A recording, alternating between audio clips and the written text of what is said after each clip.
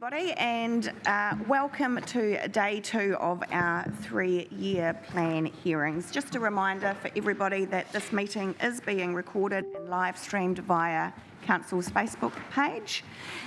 And could I just ask, are there any conflicts of interest? Rockpool Trust for Councillor Crystal and Councillor Tariha and Councillor Bogue? Grey Power. Any further? No.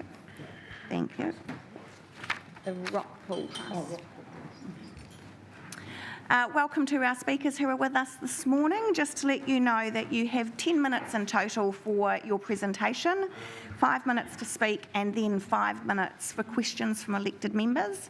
There will be a soft bell at 4 minutes, followed by a louder bell at 5, and then again a soft bell at 9 and a louder bell at 10 minutes.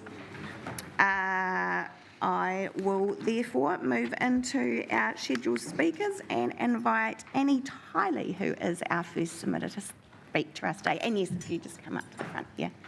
Welcome. Thank you. Tēnā koutou katoa. My name is Annie Tiley and thank you for this opportunity to speak. I live in Napier on Matarua Hau. I'm not representing any group as such, but I'm an active member of the Hawke's Bay Green Party. Essentially, I'm motivated to create a world in which all people can not only survive but thrive, not just the well-resourced and the lucky. And I think we all agree on this essential principle for a good society. Today, I'm going to make briefly a case for the Council to considering more rewilding of our urban space. I'm no expert on this, but I just want to, if you'll excuse the pun, sow the seeds for these ideas. To quote from the Napier City Council website, climate change is the biggest challenge we will face as a society and requires significant change to the way we live, both to reduce the impacts and adapt to a changing climate. Inaction has dominated in the climate change space, but it is never too late to start. In addition to the climate impacts, rewilding has a number of other benefits. Some of these are firstly reduced costs.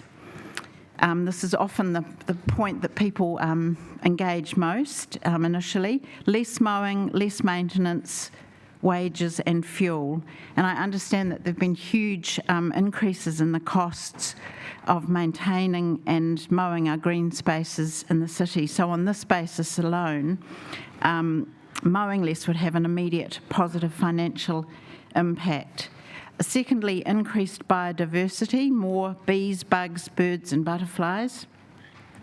Hamilton City Council have just completed a trial rewilding and wildflower and no-mow project in 13 urban parks, and on all their criteria they've seen improvements in enhanced biodiversity, greater engagement of the community with the space, spontaneous play, and reduced greenhouse and gas emissions. Thirdly, rewilding can increase community cohesion and resilience with community-led rewilding projects and improved wellbeing. A Yale University study recently confirmed that increased engagement with the natural world has positive effects on health, reducing stress and promoting healing.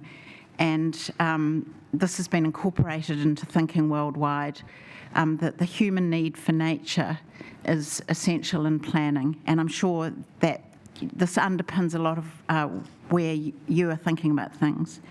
One of our greatest barriers to effective climate action is climate anxiety-induced apathy. So often people are saying, I can't do anything, I won't do anything, I can't make any difference. But one of the best ways to overcome this is action, finding ways to engage even in small ways and positively and effectively make a difference. and probably one of the most relevant for our area is the improved soil quality, which contributes to both improved absorption in heavy rain events, reducing runoff and flooding. Obviously very relevant for this area. I read an interesting quote recently that said, if we knew when our cities were designed what we know now, we would not make them as they are with so many areas of impermeable surface. It's not a bad place to take our dreaming and then start our planning. I could talk more, but essentially, to go back to the Napier City Council website, the statement there on climate action is very relevant to revisit in relation to rewilding as a project to contribute to building a much more resilient city, engage the community, and honour the treaty, bring just and equitable solutions, and commit to an emissions target as written in the long-term plan. Thank you. Thank you very much, Annie, for your submission. I'll open up to any questions from councillors. Councillor Crystal. Thank you for your submission. Thank you. Have you got any areas in particular that you suggest that would be good for this? I live up on the hill, and I look at the area that I'm not sure what's going to happen to where the old hospital was. I mean, that's a beautiful space, and I'm amazed at how often it's used by locals, people walking their dogs, families, kids.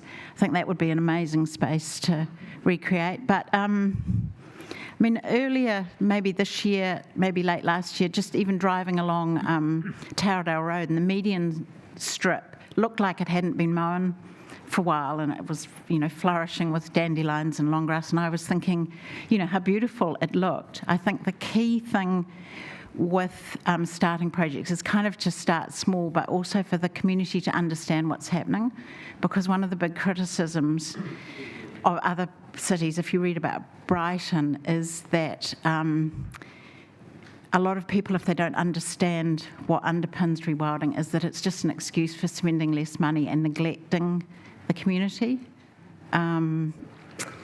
So I think, starting small, finding groups of people who are interested in having little projects,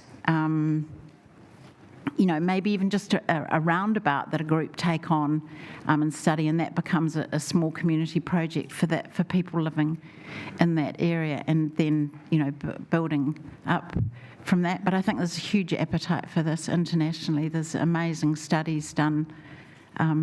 Germany, there's a lot of cities taking it on and being really, really brave about it and bringing the community along with them. Thank you for that. Any further questions? Councillor Brown. Thanks, Hayley. Thank you for your submission, Annie. When you say community project, are you thinking that there would be planting days, or is it really about it just going wild?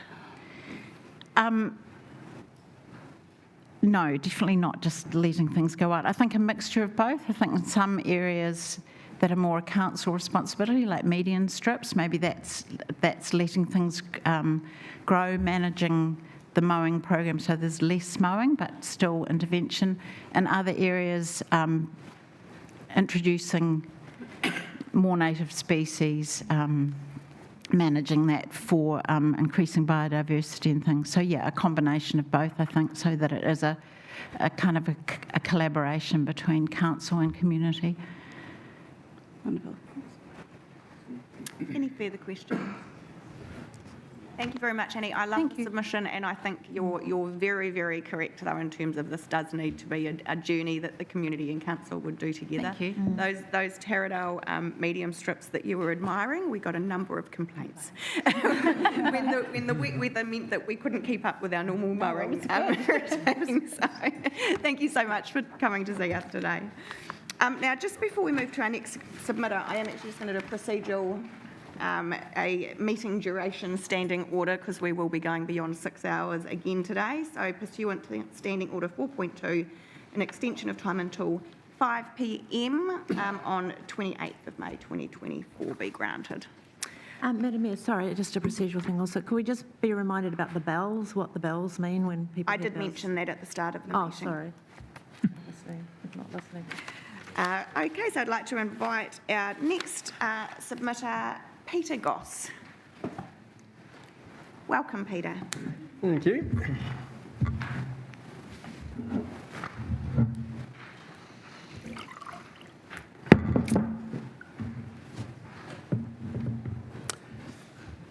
Thanks. So, Peter Goss, I'm here in my personal capacity as a resident and ratepayer. I live in Eskills. So you'll see my submission is pretty narrowly focused on a issue of concern to people in my area, but also rural ratepayers who don't benefit from council's provision of water, wastewater, in our case stormwater as well. So my submission is narrowly focused on that. I'll talk just to that, and comments will therefore be pretty brief. For some reasons I go through in my submission, I'm pretty confident, based on primarily on a review of the Council's 22-23 annual report, that targeted rates for water, wastewater, stormwater don't come anywhere near to fully covering the operating and capital costs of providing those services. And that if this situation persists, the resulting shortfall will necessarily be recovered, whether directly or indirectly, whether today or tomorrow, from general rates, which effectively is the funding source of last resort.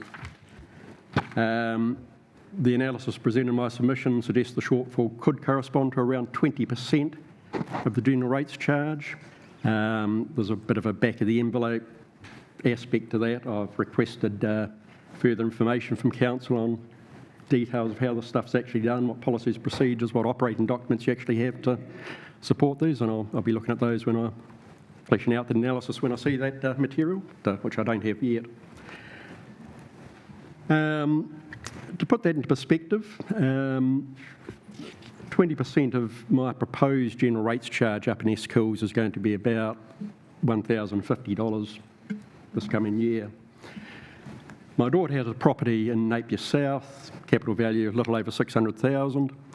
When I take 20% of her general rates charge, add to that stormwater, wastewater, freshwater charges, her total payments for those services will add to about $1,200.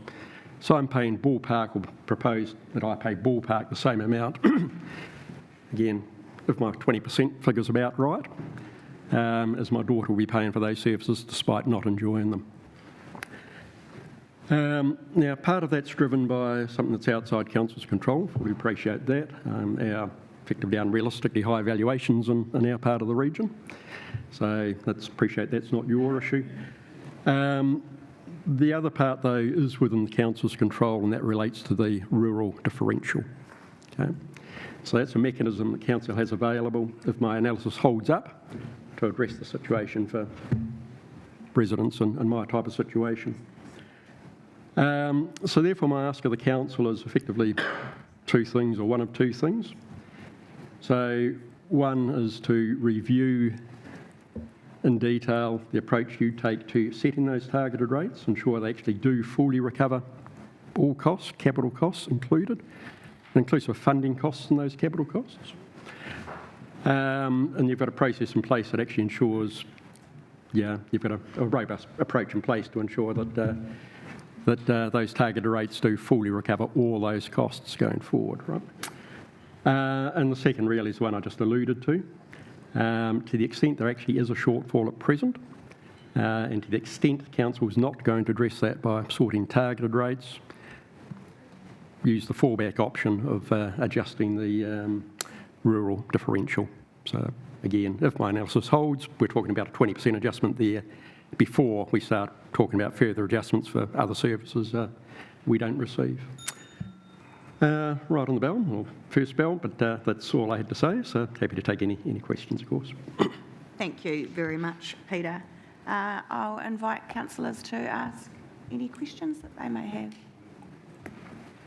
We have had a number of similar submissions, so you're probably going to get off the hook because we've asked a lot of questions already. Yeah. But thank you very much for taking the time to come and present to us today and for making your submission. This will certainly be part of our deliberations tomorrow. So, thank you. Thank you, Peter.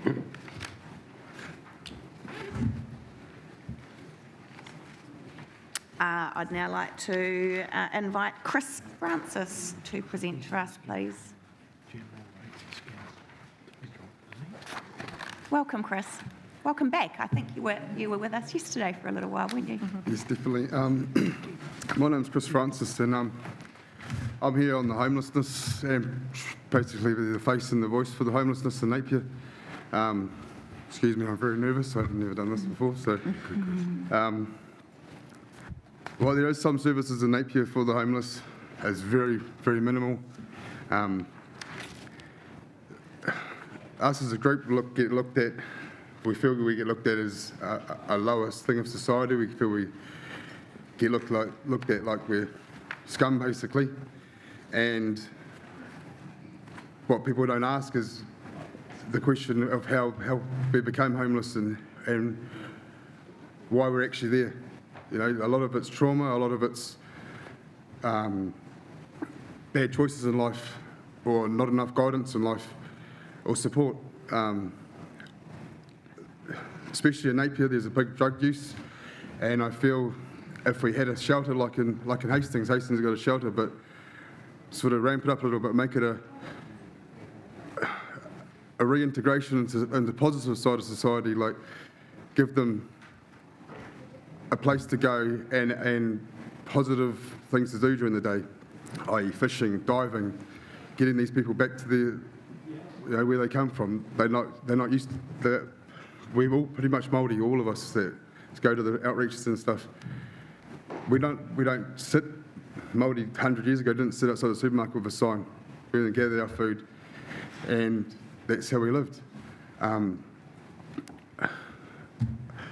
I put a submission, and I'm not even reading it, but there's a lot of things in there that are probably far-fetched, but for it's to become a positive side of society is to get them out of the eyes of the public and out of the eyes of people coming into town. Like, we've got people at a bus stop getting high on cities, and that's the first thing people come to this town, and that's the first thing they see.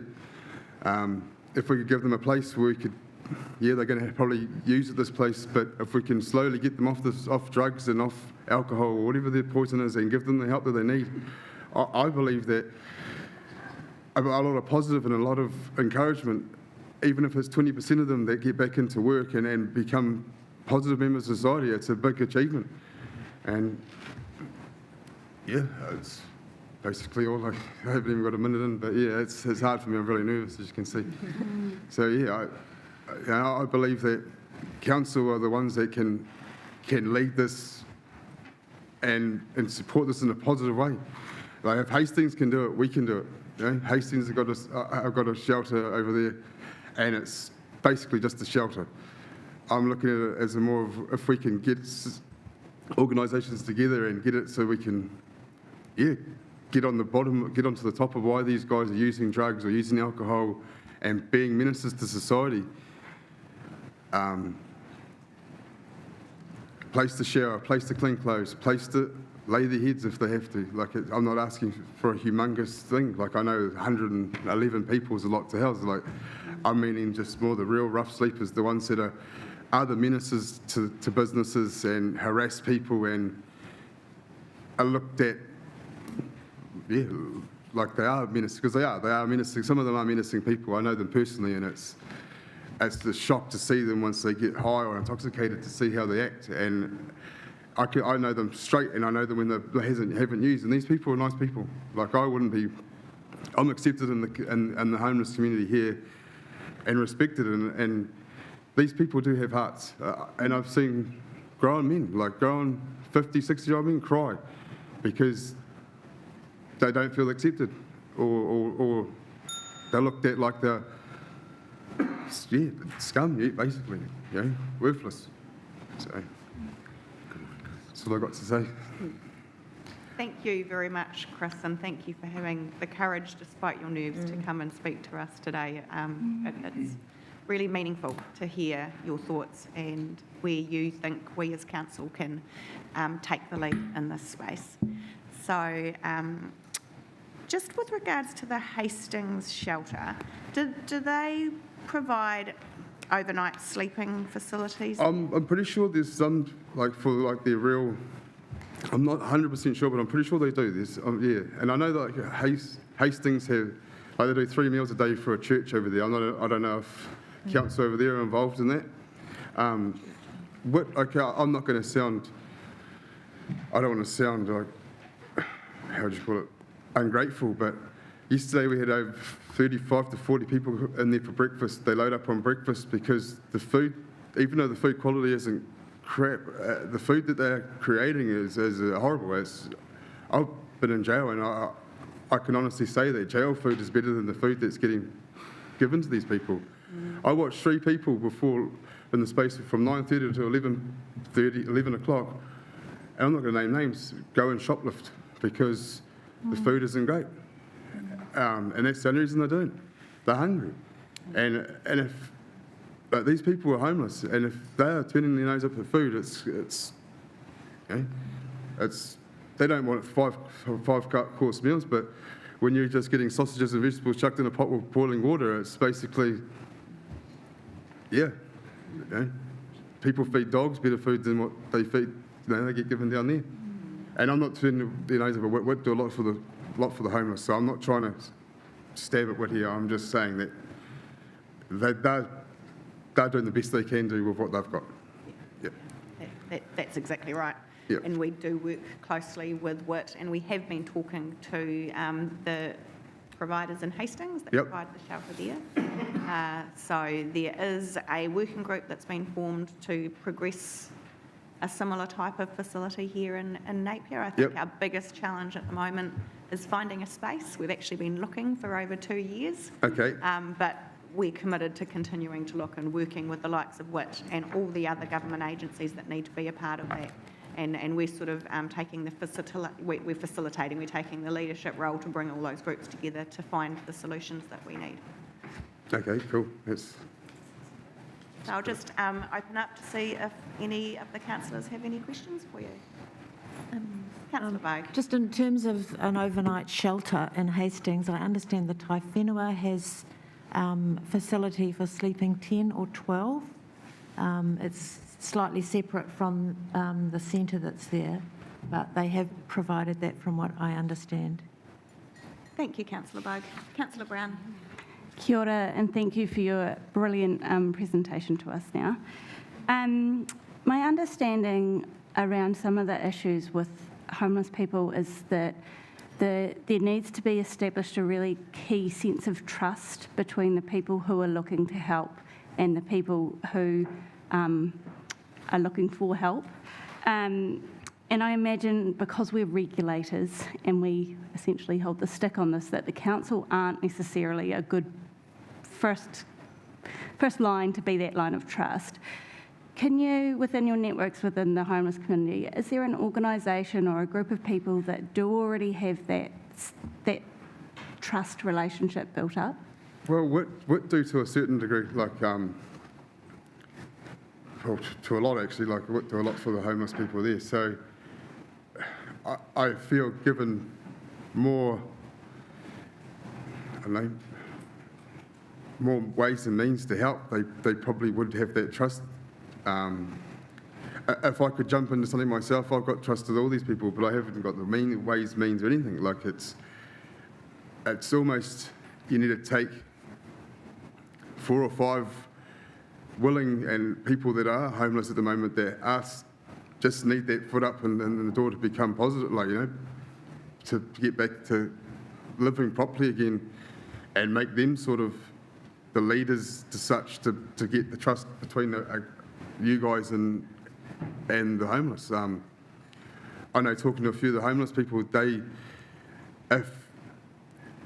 if council did do something, they would trust you because they feel that you guys don't care. So if you show care, and the way they think that that it's going to benefit them positively, they will jump at it. I'm 90% sure that they will. You can go talk to anyone at WIT or anyone of the homeless boys there, and the first thing they'll say to you is, council do not care. So that's all I can sort of say. But what would probably be the big thing, and resource to be able to house these people.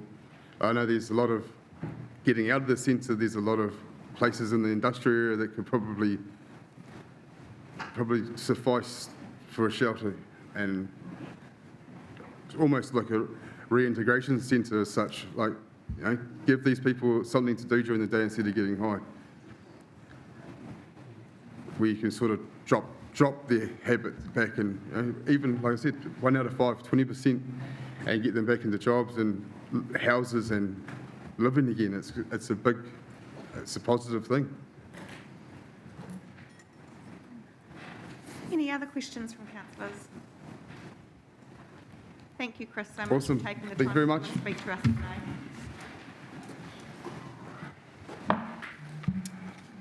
I'd now like to invite Chris Hay from Locales and Heritage Services, please. Welcome, Chris.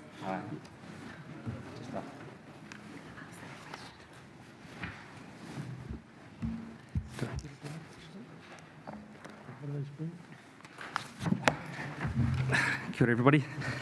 I'm Chris Hay, on behalf of my company Locales, which is a place-based storytelling agency based both here and in Wellington, and Elizabeth Pisher from Heritage Services. She's a heritage expert. Apologies, she can't make it today.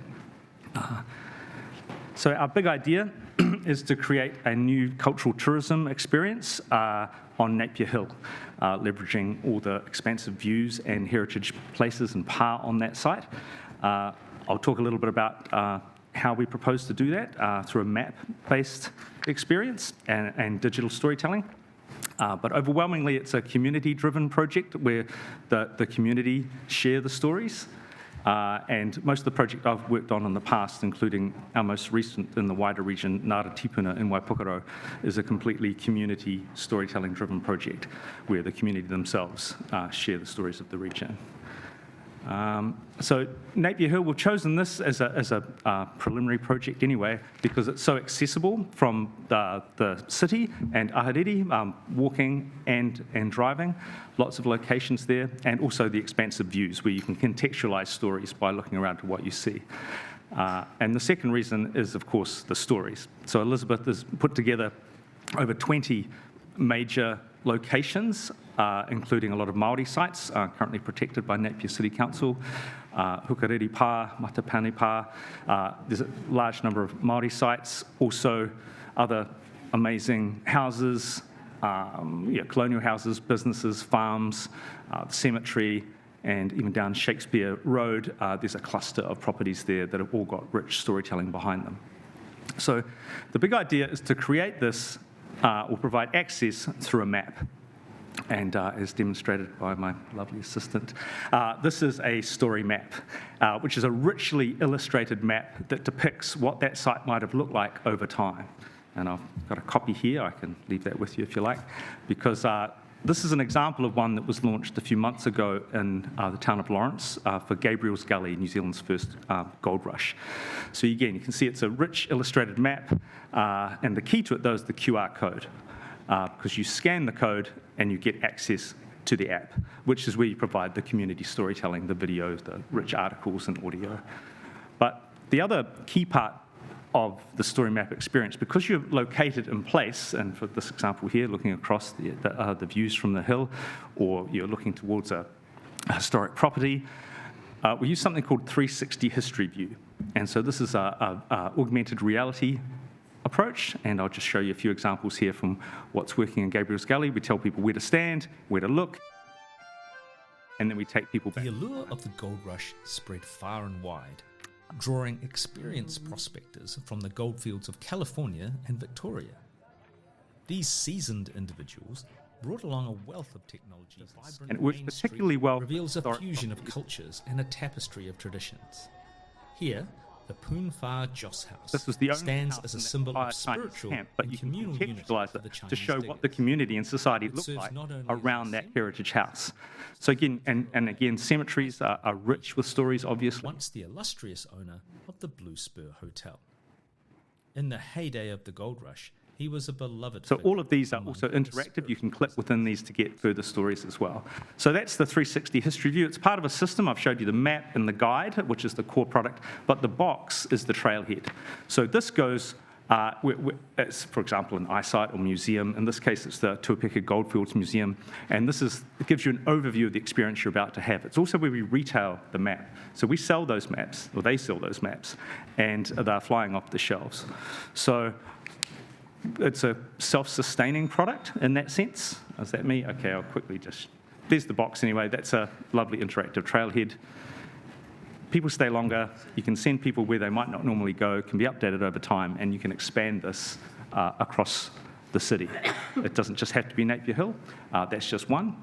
What we're asking for in the submission is not for the full funding. Well, we'd ask for a contribution, and then we would leverage a heritage trust to fundraise the rest of the money. Okay, that was me. Thank you very much, Chris. That looks incredible. A good presentation. I'll just open up for any questions from councillors. Councillor Crown. Thank you, through you, Madam Mayor. Kia ora, Chris. Thank you. It looks very, very cool.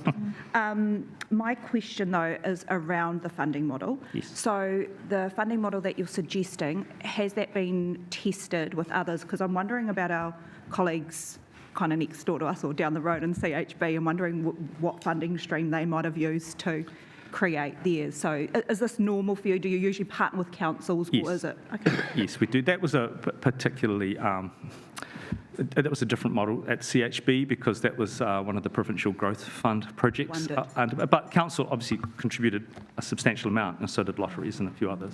But most of my clients, for example, will be council initiated, and then you can, and then trusts or hapu often will source funding. So it depends on the nature of the project, but councils usually provide at least seed funding, and that's how it worked for CHB as well. They started the project and provided some resourcing as well, but yeah. Perhaps a quick question to that. And so have you, obviously there's been a bit of front loading with some of the work that you've done, you know, considering the sites, etc. Have you had many conversations with hapu at the moment? No, not on this particular project, no, but Ngāti Paro would be intimately involved, I would suggest, as part of the community sharing stories, so yeah. Thank you. Councillor Gregg and then Councillor Crystal. Through Madam Mayor, thank you, Chris, for your submission. Just following on from Councillor Crown, what contribution are you looking for from council? I mean, I'm thinking in actual dollar terms. I couldn't tell you at the moment. It would be potentially a percentage of. See, the scope of this is quite broad. It depends on how much content you want to create. The Gabriel's Gully one, there were 7 to 8 sites. This could be 20 sites. It might be 10. So the price of the project depends on. You go through a scoping phase initially to see how big it was and what types of content with that augmented reality would be on every site. And then, ideally, funders would require a percentage of co-funding. And so we'd work backwards from that, if you like, to what we're going for. And just following on from that, from other places where you've done this, do you have a ballpark figure for other councils, what they contributed? Perhaps a percentage would be more Oh, appropriate percentage, than a yeah. dollar value. Yeah, probably anywhere between 20 and 30%. Yeah. Thank you. Councillor Crystal. I have a tourism business in Napier, so I'm quite interested. But so, do you? How much do these maps cost? To retail? Yeah. We did quite a lot of price testing for that one, and we settled in on $25. Okay. And so you can reprint those for about $5 each. So they sold over 80 in just over 6 weeks. They're their hottest selling product. People love them because they're also a souvenir. This is a map here. They fold out, and they're just a lovely map. People take them away, share them. They've just asked for a whole reprint of posters so people can put them on their walls, and tourism businesses want to put them on their walls. It's just a great way to give people an experience, and then they take it away and promote the region. So yeah. they're $25 for the consumer, for the tourist. Yeah, because no one will pay for an app, but they will pay for a map. And so that's how the model works. Yeah. Okay, thank you. Thanks for that. Councillor Tariha. Kia ora, good morning, Chris. Good to see you again. Yeah, Just wanted to, I recall you mentioned Napier Hill on there, just a quick correction, Matarua Hau. But yeah, I've got a copy of that map and would have been, no, we just haven't seen you since before the cyclone and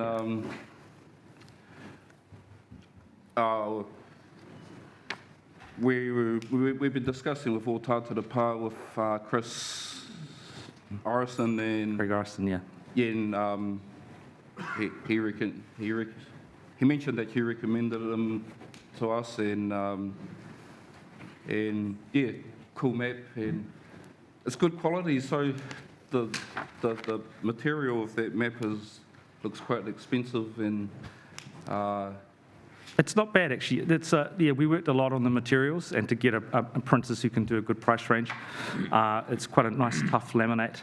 But yeah, we can reprint this at around $5 or $6 a map if we do the right number of print runs. That's all been part of the business model thinking, getting this project off the ground. So it's sustainable. And so whoever sells it is making money. And the other point I didn't get to talk too much about, the map box itself, that's also got a business model. There's one running at Hastings Eyesight at the moment. It's a big 3D map of the region, and you can pay for pins as opposed to brochures. You know, you can advertise on the map. There's just a lot of business models. My objective is to keep these tourism businesses sustainable. Yeah. Thanks, Chad. Excellent. Okay. Thank you very much for taking the time to come and speak to us, no Chris. worries. Appreciate it. And next we have Lynn Anderson. Welcome, Lynn. Now you've got two submissions, and the first up will save the Doctorals Hawke's Bay. If you want to present to that, we'll allow some time for questions, and then we'll move on to your second submission, which is for the Napier Branch Forest Complex. Kia ora. My name is Lynn Anderson and Lindsay Bates, and we're here representing the Napier Branch of Forest and Bird and Save the Dotterels. The first part of our presentation will be a cat management bylaw, and the second part on coastal protection. There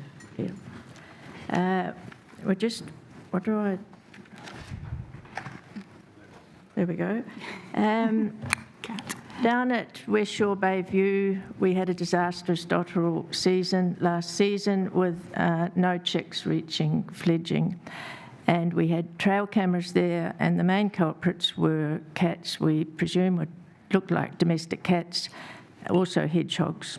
That is the cat that predated the nest at the Gap, and this cat was very active down West Shore Bay View, caught on camera actually eating eggs. New Zealand has the highest rate of cat ownership in the world. An estimated 40% of New Zealand households own a cat, over 1 million domestic cats, estimated over 200,000 strays, and well over 2 million ferals, which are devastating our environment. Lindsay, Well, sorry, can you hear me? Good morning.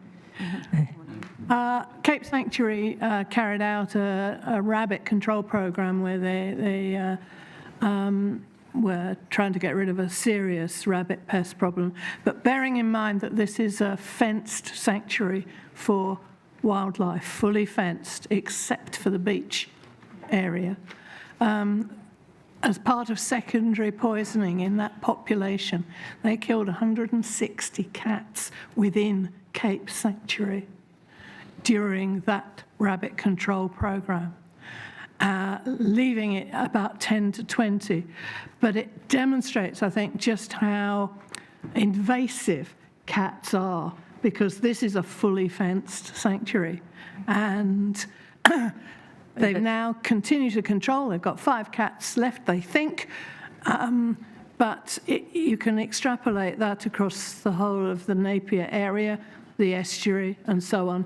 You can imagine how many feral cats there are around all the environmentally precious areas that we've got. And the number of cats being killed in the neighbouring farms is staggering. You talk to farmers, it's in the hundreds and the top end of the estuary. So where is the National Cat Management Act up to? There is a private members' bill being drafted at the moment. It's in response to a report to the Environment Select Committee last year. 2 MPs are working on it and are hoping for cross-party support.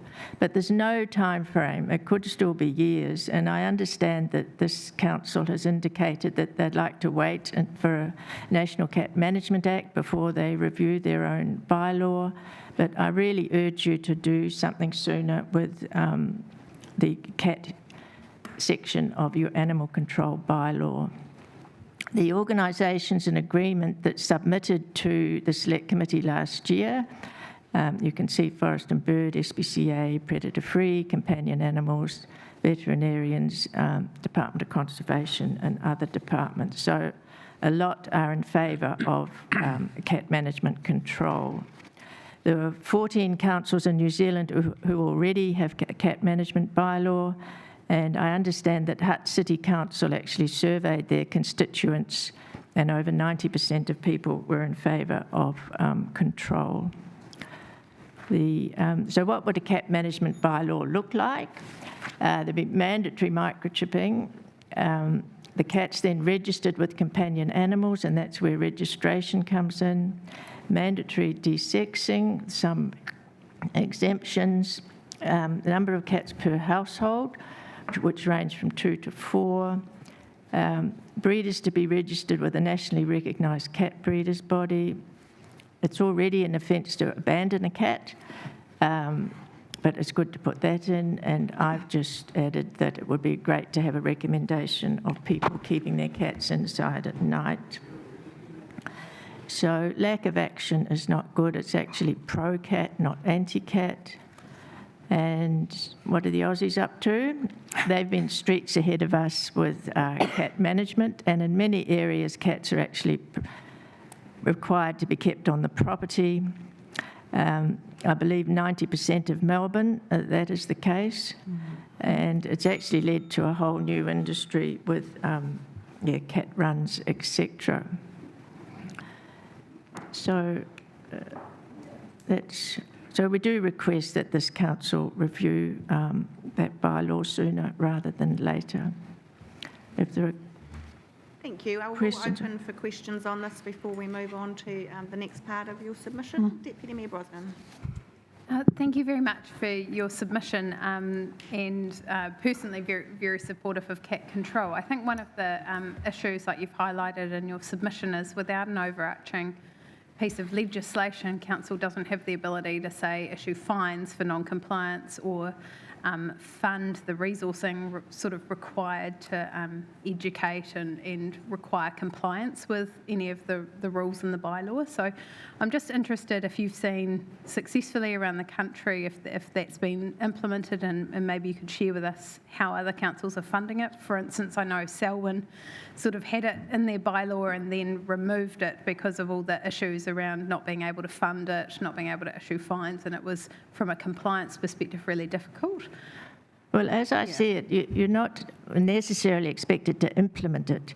You're not expected to be the cat police, but it gives the council a really good backup. If you get any cat complaints, it sets down, this is how this council asks Napier citizens to, they expect cat ownership to look like. And it sort of sets some boundaries on that. You've got something to go back on, but you're certainly not expected to go around house to house seeing how people keep their cats. But it just lays down, this is how you want cat management to look like. So through you, Madam Mayor, supplementary to that, I guess if we create a bylaw where other citizens would request that you enforce it. So are you suggesting more of a voluntary guidelines than a bylaw itself? I think so, but it's starting somewhere. The first calls for cat control actually started in the 1930s, and we're still not anywhere near it. And cats are, I love cats. I've had cats myself. They're a wonderful pet, but it's out of control in New Zealand, really. Can I just say that from the Save the Doctorals point of view, it's heartbreaking when 20 or so volunteers who give up their time 2 or 3 times a week to look for nests, monitor nests, protect nests, find that 2 days after finding a nest, it's been ravaged. And there's not a lot we can do about it legally. I live on a farm, Pukatitri. If we have a feral cat on our farm, we deal with it on the farm, and most farmers do. But you can't do that in an urban area. People would be very upset if you started destroying their cats. And I think we would lose some social license on that. So we can trap hedgehogs, we can trap rats, we can trap ferrets. But if we catch a cat, what do we do? And my personal experience is I have caught a cat on the farm, and it mewed at me. So it wasn't a feral cat, it was someone's pet.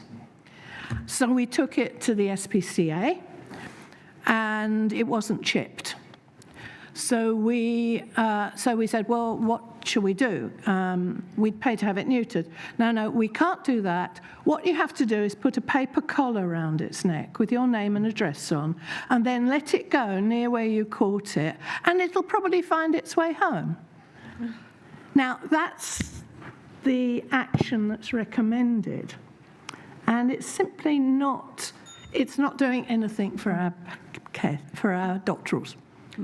Frankly, and it makes things very depressing when you're trying to save an endangered species.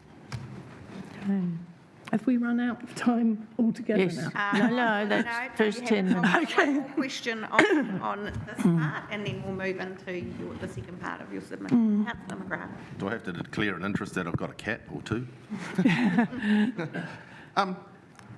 I just find it interesting. A year ago, you guys were here saying dogs are the issue.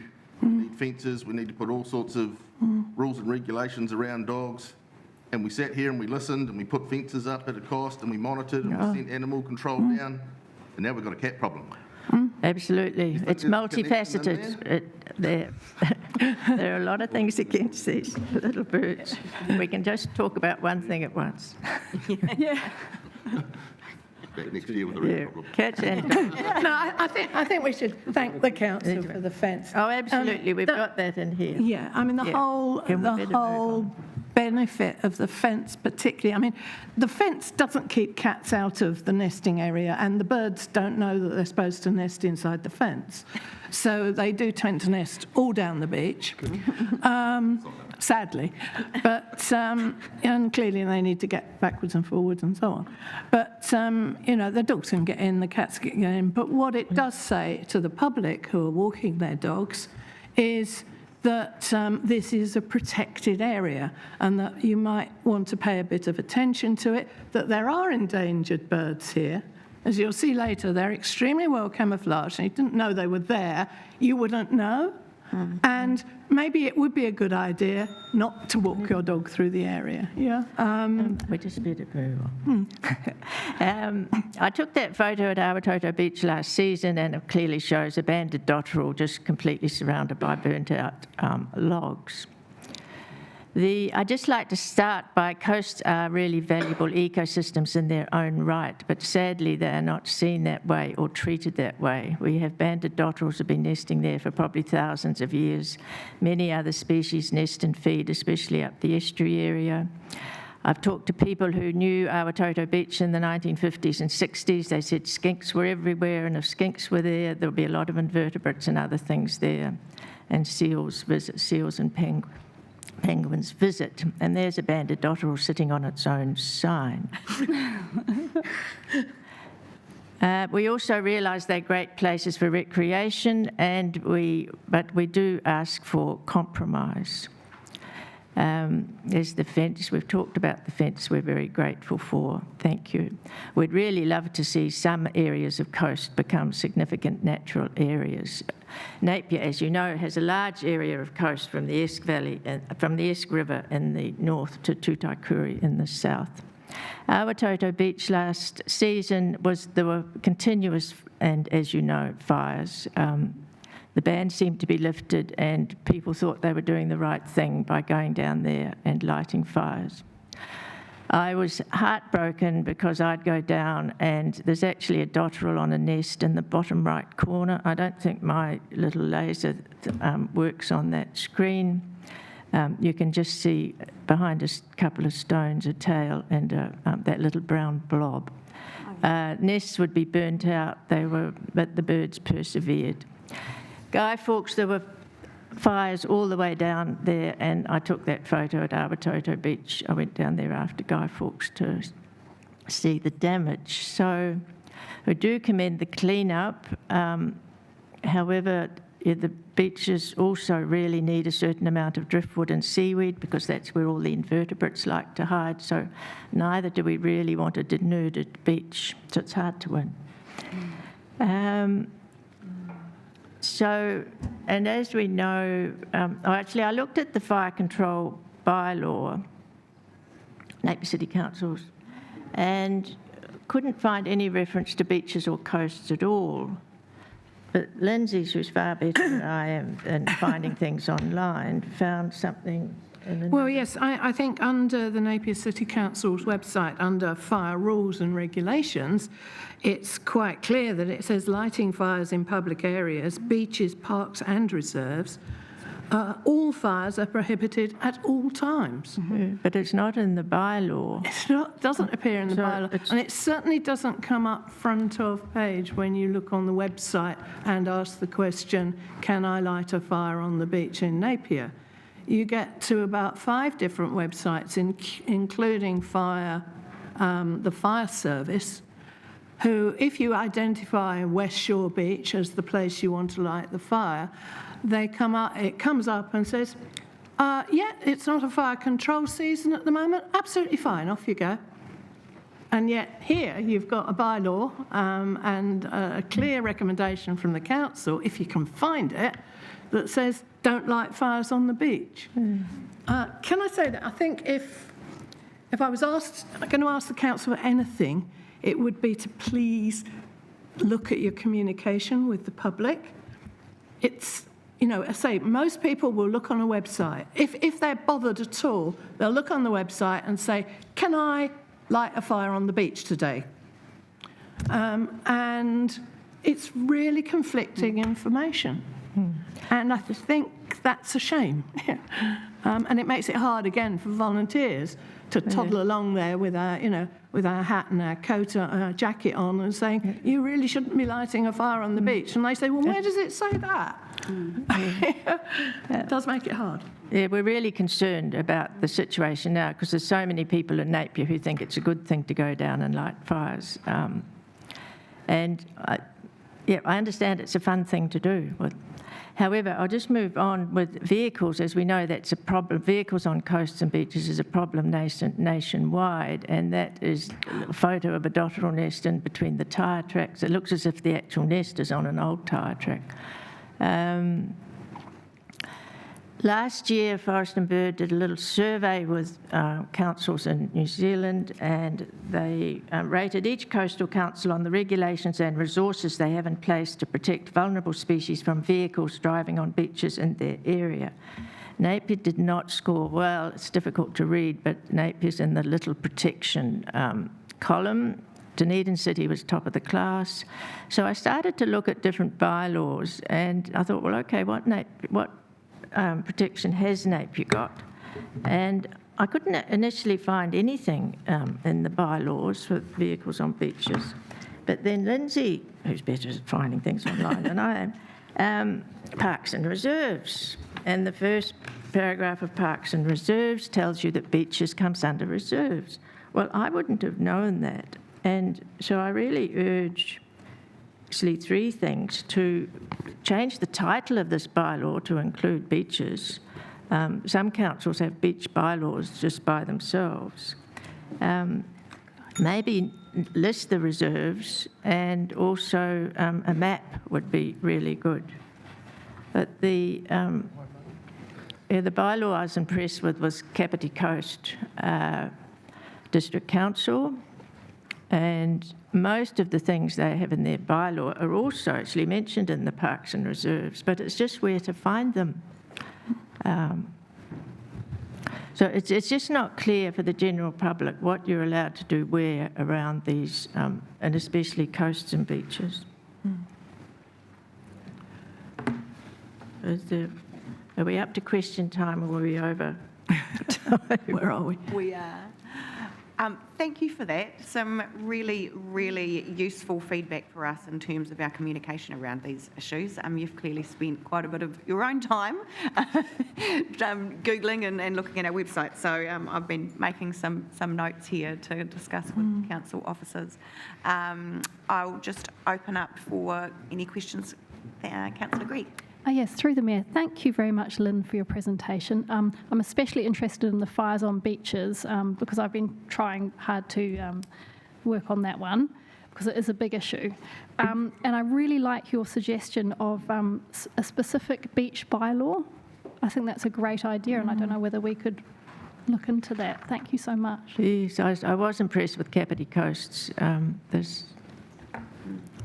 We'll have to have a look. Just for beaches and coast. And of course, Napier has a lot, I don't know how many kilometres, but I'd say 20, 30 or something. Any further questions? Thank you, Lynn and Lindsay, for your time today. We really appreciate it. Thank you. Thank you.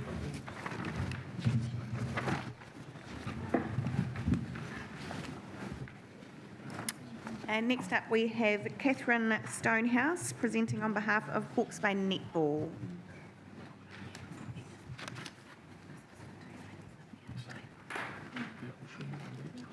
Good morning, ladies. Welcome. Good morning. Thanks very much for the opportunity. I'm Catherine and I'm the Operations Manager at Hawke's Bay Netball. Denise Alapatia is our General Manager, and she was to present today but was called away for a rugby representing Samoa. So we wish her well, and in her place I'd just like to defer to Tina Haslett, who is the Chair Board of Hawke's Bay Netball, who will present on our submission this morning. Thanks, everyone. Thanks, Catherine. Good morning, everybody, and thanks for the opportunity to be here today.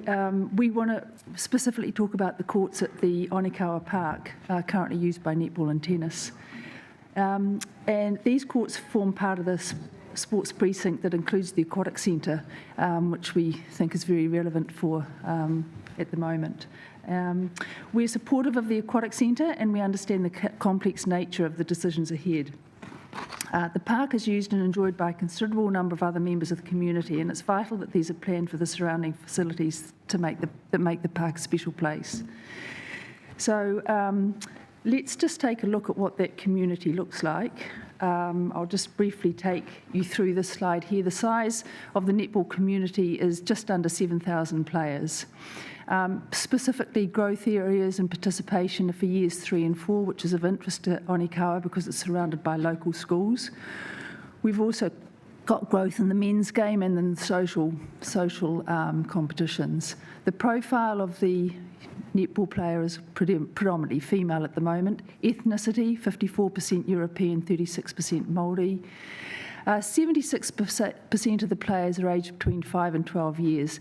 Now that equates, if we do the calculations, just under 15% of Napier's child and youth are using the Onikawa courts every year. We've developed a facility plan of netball venues, and we did this in response to various challenges that are impacting the ability to deliver quality netball throughout Hawke's Bay, actually, in the venues. Hawke's Bay is actually the 4th largest netball venue in the country, behind Auckland, Wellington and Bay of Plenty, so considerable numbers. The facility network that we have covers essentially 5 sites from Wairoa down to central Hawke's Bay. Onikawa, of course, is one of those vital sites, and this is what our network consists of. We can have a quick look at the hierarchy of netball facilities, and this is This slide shows how Hawke's Bay netball facilities work together to create an optimal network. Now, Onikawa slots into that network as a district netball site. Those are the grey ones in the middle. District netball sites play a crucial role in the network as accessible, affordable, localised venues for local communities. Onikawa is particularly blessed because it's so walkable by many local schools. Now, these sites are where netball happens. District sites are the heart of the community, and they typically feed through to the regional and the premier sites. Now, there are some historical understandings with the Onikawa courts, which I briefly want to try and take you through. This image is actually a zoom in on a set of 1996 council plans for the park. Now, pre-1996, there's a location here for the sports pavilion, and it's for tennis and basketball. Now, in 96, there must have been a discussion to relocate that pavilion to this little square box that you can see up here in the middle of the slide here. Gosh, is that 4 minutes? Where there's a plan to extend that building, and that shows where the extension is to occur. Now, these plans are produced by council design engineers and city architects. And the build of the Onikawa Sports Pavilion was supported by the formation of the Sports Association, Hawke's Bay Tennis and Napier Netball Centre. So both Hawke's Bay Tennis and Napier Netball fundraisers to support the build and the realisation of the Sports Pavilion. And that was possible through a 14-year lease. Now, I'm just going to take a quick look at the journey of the lease. It was signed in 1996. In 2009, Hawke's Bay Tennis exited the lease. In 2010, the lease expired. There's no right of renewal. In 2013, the Napier Netball Centre dissolved, and then there was a deed of transfer. Sorry if I'm just going to go a little bit over time. Keep going. Thanks. There's a deed of transfer between Napier Netball Centre and Hawke's Bay Netball. Sorry, that should say Napier Netball Centre, not Napier City Council. There's a deed of transfer between Napier Netball Centre and Hawke's Bay Netball. On that deed of transfer, there's no business agreements listed, such as the lease to be transferred to Hawke's Bay Netball. Now, there's no lease in place at the moment, but Hawke's Bay Netball have kept the insurance policy going. In 2015, Napier City Council provided a new lease to Hawke's Bay Netball. That has been unsigned. Hawke's Bay Netball signed the lease, but the Napier City Council didn't sign the lease, and obviously reluctant to sign the lease, I think because of the implications with the aquatic centre. And the aquatic centre has been influencing decisions around the park for quite some time. So I'm not going to go through the details of those particular movements, but that brings us to the pavilion. So it started in 1970s as an original building. It was extended, as I've demonstrated before, with a large two-storey extension. In 2023, visible cracking was noticed on the interior of the building. And that interior of the building, this slide here shows that the cracking is located at the junction between the old and the new extension. Hawke's Bay Netball sought advice from the insurance company as to what the position was in terms of liability. Conby and Lockwood engaged Sylvester Clark as structural engineers to look at what was the cause of the damage, when did the damage occur, what are the remedial works required. The report found that the cracking is due to the upper floor creating a pressure point at the junction between the old and the new. And of course that's coming down to design specifications. The cracking started at the time of construction, and concrete scanning confirms reinforcing exists between the two slabs where the buildings meet. However, the scanning of the external wall extension shows unreinforced, unfilled block work. It's unusual for a building of this age. Now, the cracking has widened over time. It's not of immediate concern, but remedial works do need to be undertaken as soon as practicable. The remedial works are estimated at around $15,000. Cannot be covered by Hawke's Bay Netball, any insurance Hawke's Bay Netball's got. Applying for external funding is difficult because of the implications with the aquatic centre. I'm going to skip past these next two slides. We are very keen to see the aquatic centre not hold up decisions, and Hawke's Bay Netball has come up with a proposed plan to assist council to work our way through the challenges ahead. There's the aquatic centre in the middle. There are two options. The aquatic centre might stay on site, and if it were, it would shift to a preferred location, which is where the netball courts currently are. So we understand that that's one of the options. Should this happen, netball has a plan, or a suggestion for how to continue the park as a functional venue for netball and have a plan for the future. This shows staged developments that could happen and would work for netball and would work for the park and all the users that love and enjoy it. Centre to that, of course, is that the remedial works are required for the pavilion. I'm running out of time rapidly to take us through that, but suffice to say, this is a plan that would last whatever the decisions are.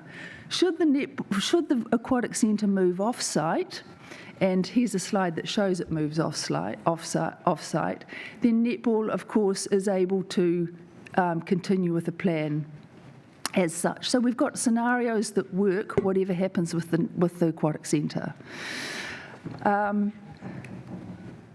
We've reached a point though where, and I'd love to spend a bit more time on the scenarios, but we won't. What we're at the moment is that there's a priority to address the sports pavilion to keep the park functional, and this is where we need the council to address it with us. I think I'll stop there. Thank you. I apologise for going over time, but it's quite a complex one to work our way through. It is a complex one. Thank you very much, Tina. Are we able to have a copy of your presentation? Because I think there's some of those information expands on what we've got in your written it does. So that would be useful to have. There is also a couple of dates that are need adjusting. Hawke's Bay Netball was formed in 2012, not 2010. I will just allow for a quick one or two questions, but then we will need to move on to the next presenters. Deputy Mayor Brosnan. Thank you very much for the presentation. You've given us that estimate of the remedial works to the pavilion. I think I'm correct in thinking the building's owned now by one of the organisations on the screen. Is it a council asset or a...? No, the building is not owned by Hawke's Bay Netball. It's a council building. That's our understanding. Okay. Yeah. I think that answers my second question. Done. Thank you. Thank you very much, Tina and Catherine. Complex issue, and we'll certainly be looking at all the information you've provided. Yeah, suffice to say, netball really wants to work with council to work out to get a great result for the park. We love the park. Fantastic location. Excellent. So thanks everybody. Okay, I'd like to welcome Guy Pankhurst.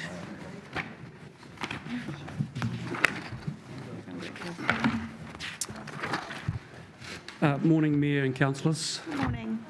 I'm here primarily as a resident and ratepayer, but I'm also here as my role as a land development consultant in the community. So I do have some finer points later in the presentation that relate to my job as well.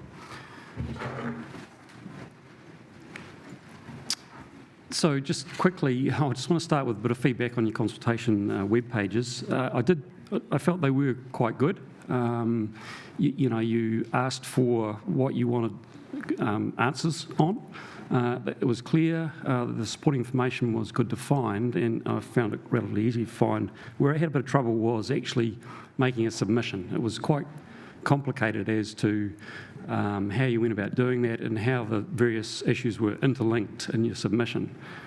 So I think overall your web pages were good, but they could be better. I also found it a bit complicated because there were 3 issues, financial contributions and a couple of others that were sort of separated from the main issues, and that was quite difficult to find just how to go about submitting on them. So just focusing on the first issue, community housing, this is not my specialty area, but I did read the Martin Jenkins report and I thought it was very good. I understand you've got this issue of the cost to ratepayers. Certainly we need to reduce that. Selling assets, I'm not sure that's the best solution. It's a short-term solution for really a long-term problem, and selling assets, in my view, is not really usually the best option. I did think that you should be considering seriously the independent delivery option 4, I think it is, and creating a community housing trust. I see Christchurch are doing that, and some other councils are looking at that option. I think that's a way of actually devolving your responsibility to a trust. It doesn't become council's problem so much, and it has financial benefits as well, as far as I can see. The council controlled trading organisation, I think that's a good idea to really focus on return on investment. My only comment on that is that having an independent board can lead to risks as to the decisions that board makes. I do have a bit of experience with statement of intents and letters of expectations, and they sound good in theory, but they don't always work that well, because you say, okay, we'd like you to do this year, and then the board goes away and does their thing, and they come back next year and say, well, actually, we couldn't do that because of this reason, we've done this. And they sort of think, well, okay, why do we actually ask you to do the first thing if you can't actually do it? So there is can be some discontinuity there. So that's really my only comment on that particular issue. The fees and charges, I agree that you need to cover costs, so increasing fees and charges is reasonable. This is a case where, in my field of work, there are some flat fees for resource consent work, such as I've given an example there of a resource consent variation of flat fee of $1,200. There seems to be just no movement in that. No matter how simple the variation is for a consent, you still charge $1,200. I know some of these variations are so simple they could be an hour's work. So I think you're much better off actually saying, well, okay, a small fixed charge and then hourly rate. It's just a more equitable solution for some of these fees and charges rather than just blanket increases. The tourist facilities,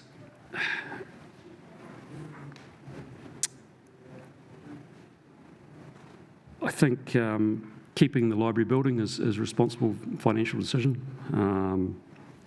Just be careful about strengthening costs. They can spiral out of control. I know the Wellington Town Hall was an extreme case, but that's where it can go wrong.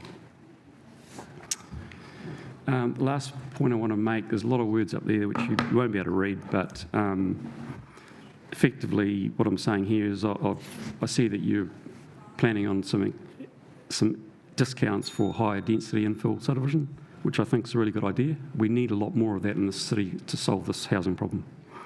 I do have an issue though with the financial contribution policy that set some figures back in early 2000s and then have just rolled them over with a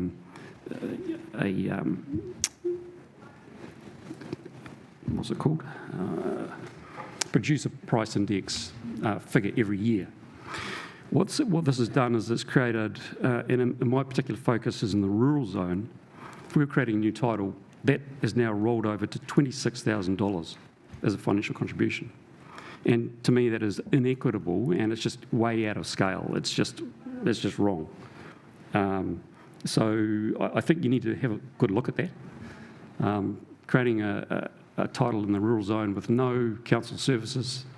It just, where's that $26,000 going? I just don't understand it.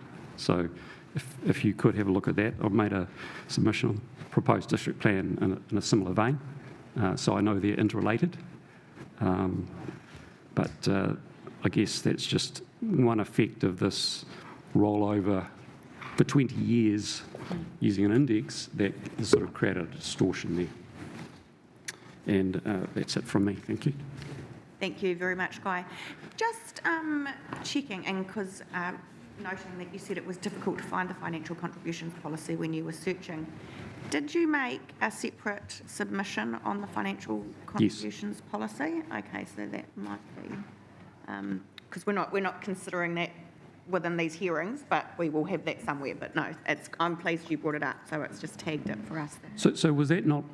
So it was part of the consultation? It is definitely part of the consultation, yes, but we've got a couple of these other policies which sort of sit alongside the 3-year plan that we will be also having to consider in the adoption in June. So, right, okay, yeah. that wasn't clear. Yeah. Yeah. Sure. Yeah.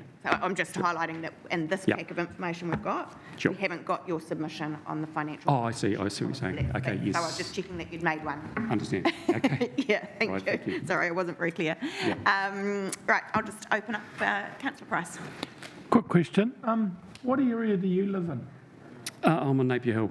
Okay, but I only ask because of your rural zoning site, and so it doesn't affect you. And your, not personally, so your but just, comment's quite independent from that. yes, it affects my clients. Yes, yeah. Yep. Thank you. Any further questions? No. Thank you very much for your very well considered submission, Guy. I really appreciate Thanks it. very much. Thank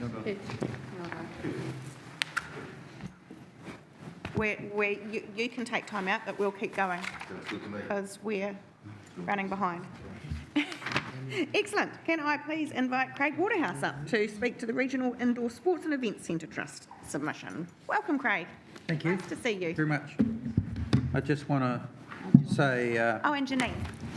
We want to, when we finish this, we want to hopefully have convinced you that you need to inflation adjust what you do with us. Understand the change in society, movement to indoor sports. Understand where we sit with your facility review, and help us out with an insurance issue we have on cost, and build outdoor netball courts in Taradale, so they can use the indoor ones as well when they play netball on Saturday. That's not in there, but I just thought I'd throw it in. So this is secondary school sports participation. Indoor sports now have more participation than grass-based sports in secondary schools. That's not reflected in any policies that council have or any investment council make in terms of supporting sport. And that's over a 10-year period what's actually happened.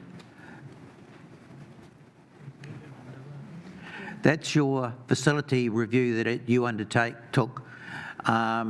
Your investment in the facilities up there take, I think, a proportion of rates which says up there at 14%, I think. But we weren't part of that facility review. Now, when you gave us some money to build the stadium and some operational support, you said you would undertake a full review of the facility. Problem with that is both staff who started it are now working in Hastings. So we'd like, if possible, for you to say, hey, that's good. We should put you as part of this facility review as to where, because we are a Napier City Council asset, and we were structured in such a way to save ratepayers money, and we've done a pretty good job of that. When you see the amount of visitors we also get to the place is quite incredible, considering the investment that's made in tourism in our place. And we had a massive event in Easter, Catholic Mary Festival, I guess it was, and that was the amount of visitors we had to the place in Hawke's Bay was incredible. So that facility reviews $126 million of book value and assets. We've got a current valuation of 75 million, worse luck. I say worse luck because that affects insurance. That gets a rate support of 11.8 million, or 8% of their asset value. We've got a book value of 28. We get rate support of 0.1 million, 0.1 million, or 0.4% of. So we're undercooked by about 2.4 million.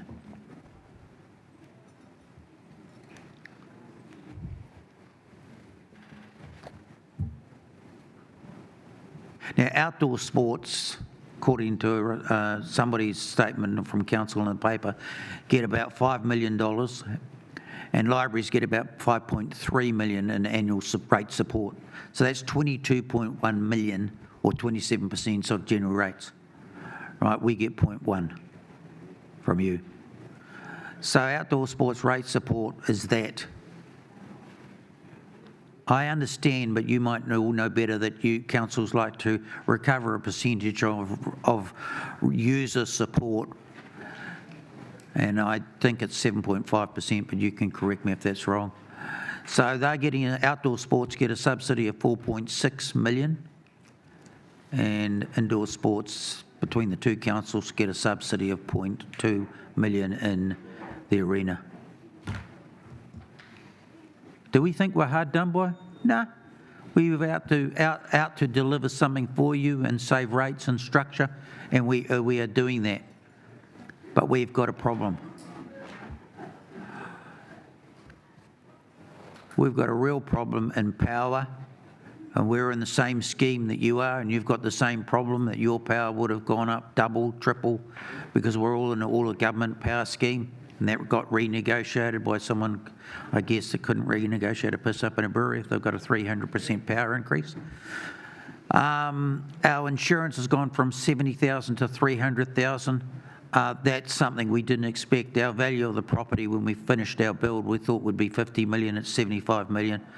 We've got an agreement with you that says on the land leases, says we have to insure at full value. You don't even do that. And we've got maintenance problems over time, which will get bigger and bigger. Hey, but we get good gaming support. We get a really efficient operation, and of course that's the one about inflation adjustments of payments you do make to us. It will bite us in the arse eventually that our asset will get older and older and older, and we'd like you to insure the building. Increase renewals, support, and inflation adjust them. I think that's it. It's a $72 million asset now, and you put 0.1, you put 100,000 in. That's me. Thank you very much, Craig. A few quick questions from me. Oh, wait a minute, there's one. You put 1.6 million in the skate park. That's the good comparison. Okay. A few quick questions from me. In your submission, you were the only request you'd made was 200,000 additional per annum towards OPEX costs. So that's what covers the bullet point slide that you had. That will cover the insurance, 150 OPEX, and the other things that you had there. Yeah. So that's what you're asking for. 200. Okay. Yeah, 200 from you and 200 from Hastings. Okay, and that was going to be my next question. So you have put the same submission into Hastings? The slides will be different, but yeah. Okay, and I'm just trying to get clear in my head, ownership of the asset, that sits with the trust, doesn't it? The ownership of the asset sits with the trust, but it's on your land. So eventually when the land lease expires, you have the choice, I guess. I'm not quite sure how that works in law. We sell you the asset for 75 million. And we set up a trust for sports in Hawke's Bay. Because obviously you're not the only building asset that sits on land that we own. No. We have a number. Yeah, but our lease expires in 10 years. It's probably the most valuable. And I don't know what, it might be more valuable in your books than ours in terms of borrowing. We don't borrow, we don't borrow against it, or we don't use it as security. Thank you. I will open up to councillors for any other questions that they may have. Cool. Great presentation as always. Thank you, Greg and Janine. Thank you. Yeah. Okay, and our final submitters before we have a quick break, we've got Tom Hosford and Graham Duncan from the Ahuriri Rock Pools Development Trust. Welcome, gentlemen. It's actually Stephen. Oh, Stephen Dash. Okay, that's not who's on my list. Sorry, I didn't look. That's my fault. Yeah, Welcome, Stephen. Tom's a little bit younger than me, so I'm here today. We're going to go through a quick presentation. We know we've only got 10 minutes, so it's going to be pretty rapid fire. There's some copies of our presentation to hand round to the councillors. Oh, fabulous. Thank you.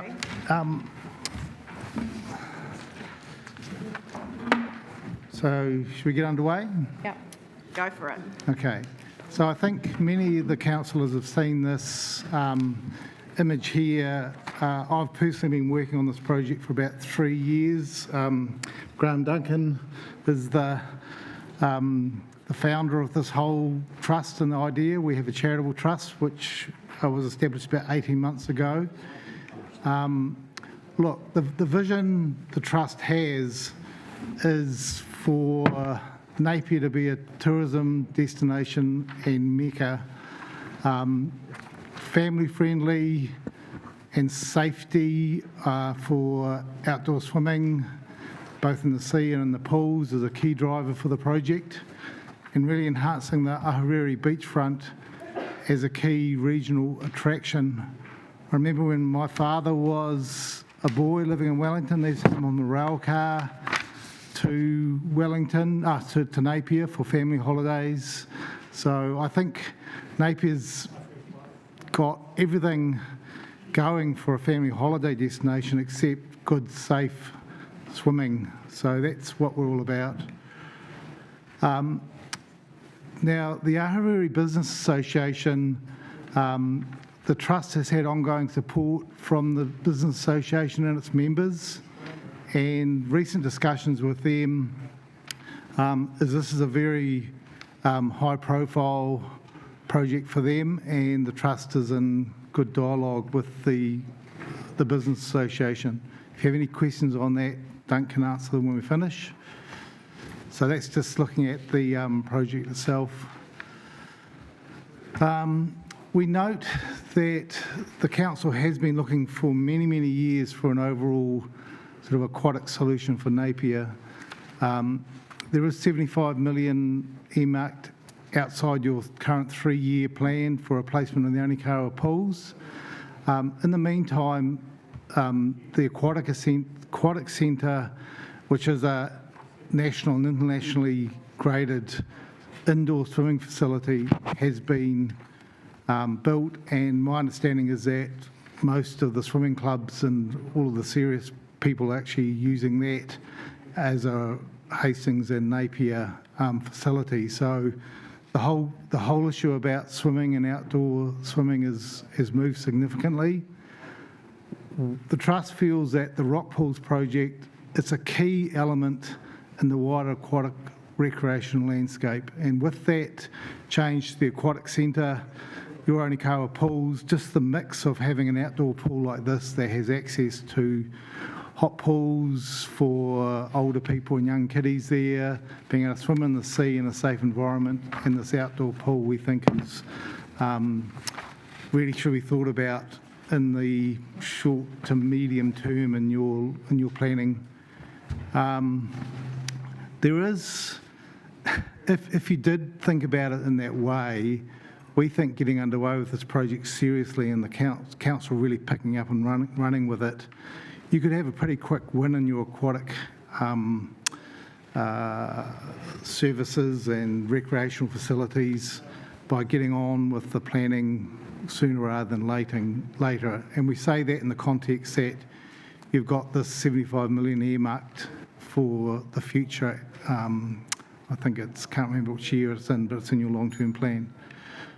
Okay, so pre-feasibility study, the council gave us $70,000 a couple of years ago. We're nearly finished what we're calling the pre-feasibility study. $70,000 has gone a certain way towards bringing the project together. We do think it's feasible, but there's quite a bit more work to do on engineering and consultation before we or the council or anyone could give the tick off that this was fully feasible.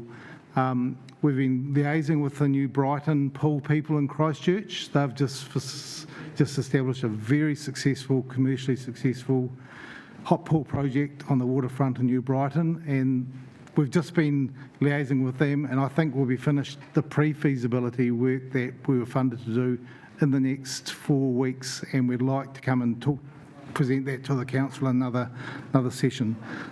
So look, thank you for that. That's our summary. Excellent, thank you. I'm really excited to hear that you're nearing the completion of that pre-feasibility, and absolutely we will arrange a time for you to come in and present that to us when you've got that done. Just open up if there's any questions from councillors. Councillor Taylor. Yeah, thanks. Just a very quick question. On your slideshow, both the hot pool, 25-metre hot pool for senior citizens and children, what is the predicted or temperature of the 6-lane 50-metre pool? Do you want me to answer? Yes. We've been working pretty closely with Bayliss Brothers, and in particular Russell Bayliss, who's started the first stage prospects of tapping the Napier fault line, and there are sites identified to do some drilling there. The early stages of that review has indicated there could be hot water at 43 degrees. Hell of a hard to believe that, but other bores that have been done in this region have satisfied that. It's the area that they're looking at doing their test drilling is but 22 metres from the edge of the large pool. So if we can source that and getting those final drilling work done, can you imagine with the hot water that we can have through there and the supply of it, rather than heating up, there's the potential of cooling it down. Yeah. So the two pools that we're looking at, the larger 50-metre Olympic-sized pool, and there's an obvious reason why we chose that size, and the 25-metre pool, that's more designed for young children and older people, but it makes it quite clear to us with the security systems of that around these pools will give us an opportunity to market them and expand them, and also the health benefits are dramatic with saltwater healing and what have you. So rather than dwell on it even further, we're trying to eliminate cost and maintenance generally. And I just make one quick point here. This operation has no roof over it. When you consider other opportunities that the council have been considering for some time, you quadruple the cost, and it's been seen over and over again if you have a big operation that's going to have a canopy over it. So we're keeping costs down and a facility that's open to all people. So the answer to your question really is hopefully we can utilise the groundwater, heated groundwater, and that would be a big bonus. Otherwise it would not be a heated pool per se. Yep. Yes. Thank you. Yemi Brosnan. Kia ora, gentlemen. Thank you very much for your presentation and submission. While I have you, I thought it'd be a good opportunity just to give you a chance to provide some context to my initial thinking or thoughts, which was when you first came to us with this proposal, there was a lot of discussion, and my recollection of that was, please help us with feasibility. We think there's going to be a huge community-driven project. We're going to set up a community trust. There'll be philanthropy it will attract, etc., etc. What I'm getting a feel from your submission and your presentation is a bit of a shift towards feasibility not have been completed within the funding that council was able to provide, as well as a signal that you need probably significant council support to move the project forward. So I'd just like to give you a chance, I guess, to address what I see as a bit of a disparity between when we last saw you and now. Yes. Look, I think that the reality is when we've looked at what we're calling pre-feasibility, I could go through the list of things which we're recommending be done in full feasibility. This is a substantial project.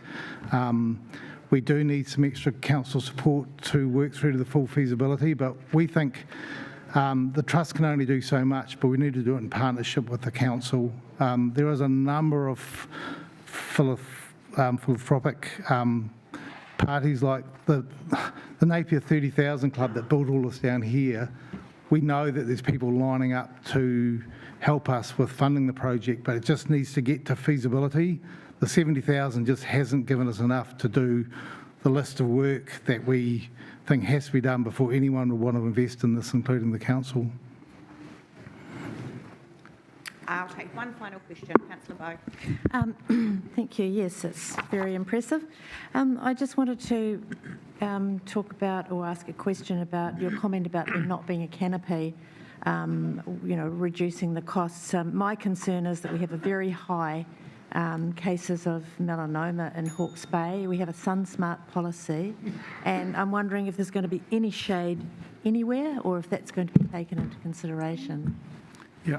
Yes, the whole design concept has been worked around Spriggs Park and the opportunities of additional tree planting, but we're conscious of the need for that, and there are canopies like there's been done in other parks and one or two within the Spriggs Park now to extend those. People visiting a beach obviously are going to bring their own protection for that, but I just make one quick observation at the Blind Institute in Auckland, where my family visit. They've got massive chlorine issues, and the roof continues to rust and drop paint into the water. And to recover the costs and get that back to a healthy standard is going to be phenomenal. So I just make that comparison of why this open air facility is going to be a hell of a lot better. Thank you. Excellent. Thank you very much, gentlemen. Thank you. Look forward to seeing you soon. Thank you. Thank you. Bye-bye. Okay, team, we're running a little bit behind, so if we can have everybody back here to restart at 10:50 a.m., that just gives you time to have a very quick break.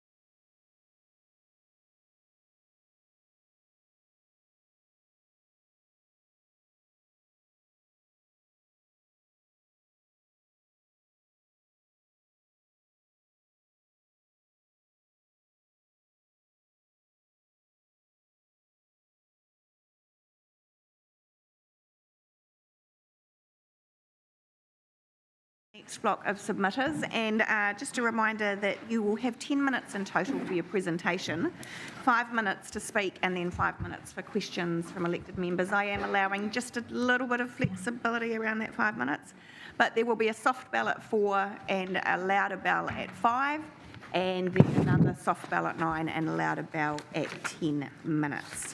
So I will welcome up our first speaker, which is Pip Thompson from Napier City Business Inc. Welcome, Pip. Thank you.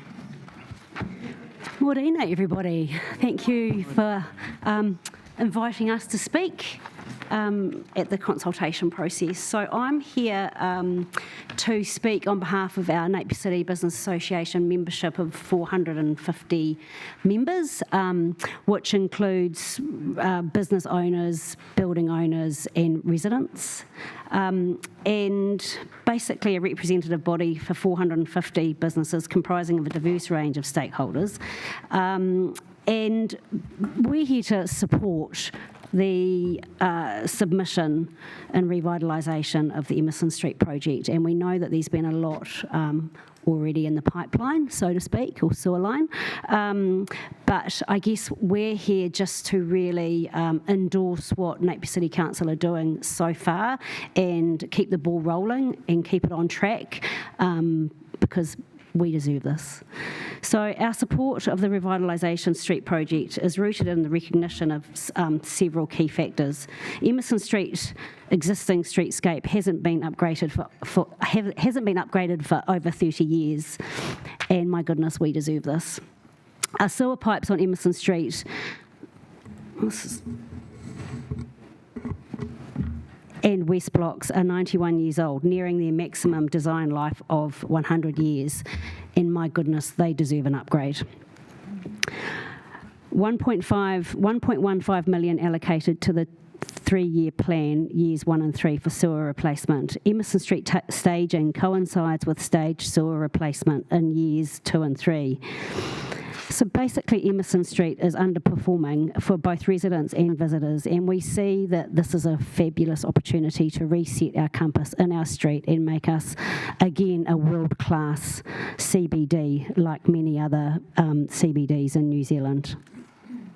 The street lacks intuitive accessibility and suffers from underutilised space due to small curbs posing trip hazards for pedestrians.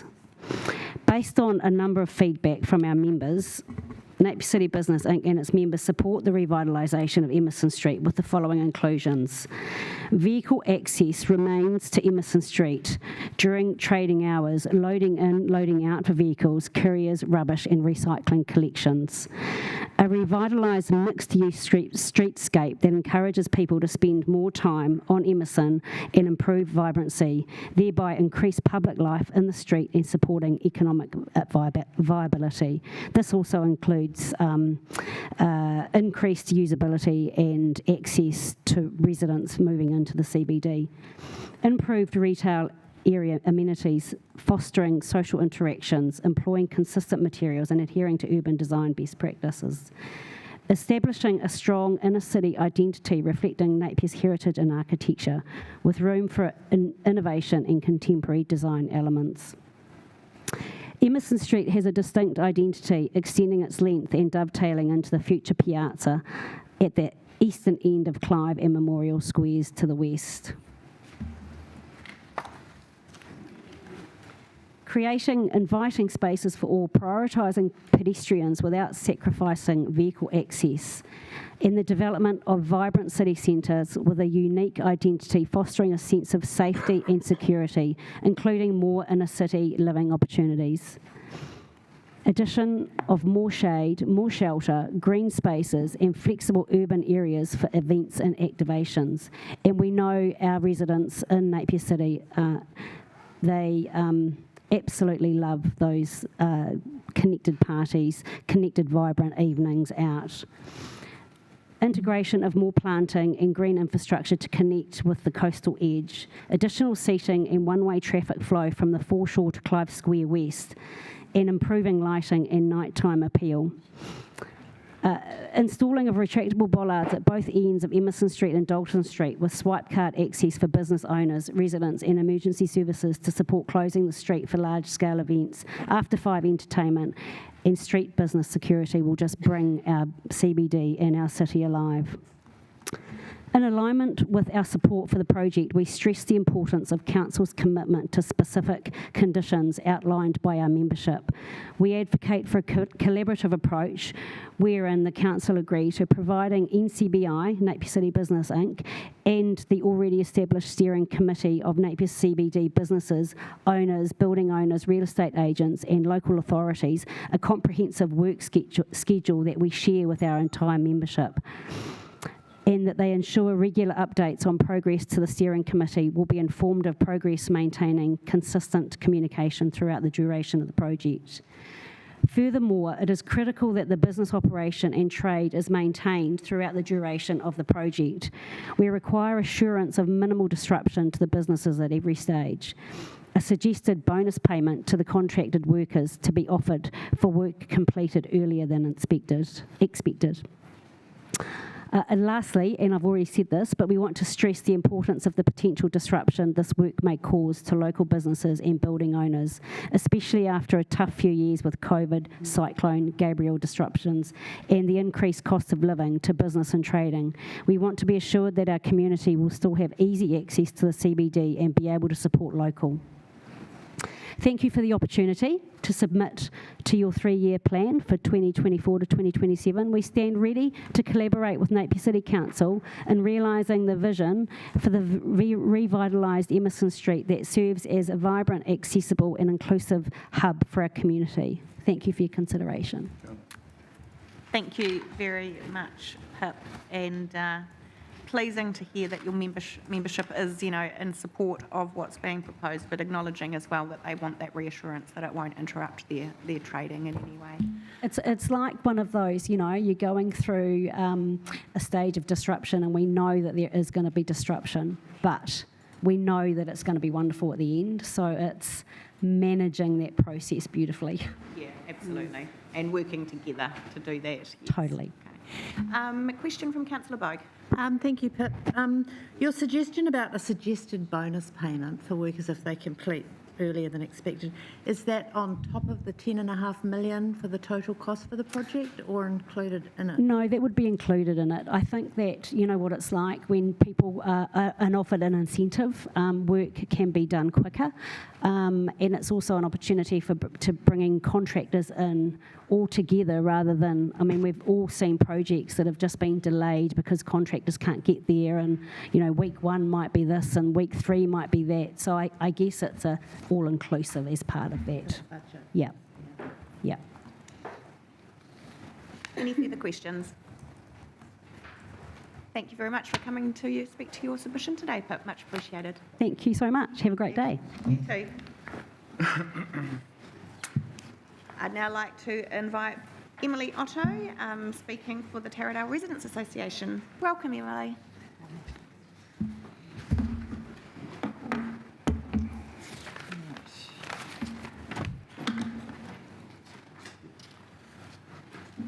Morena, also Talofalava. I think it's the Samoan National Language Week this week. Thank you, Mayor Wise and councillors, for this opportunity to speak to you today on behalf of the Taradale Residents Association. I'll be restricting my comments to just 2 topics mentioned in the extra feedback section of our association's submission.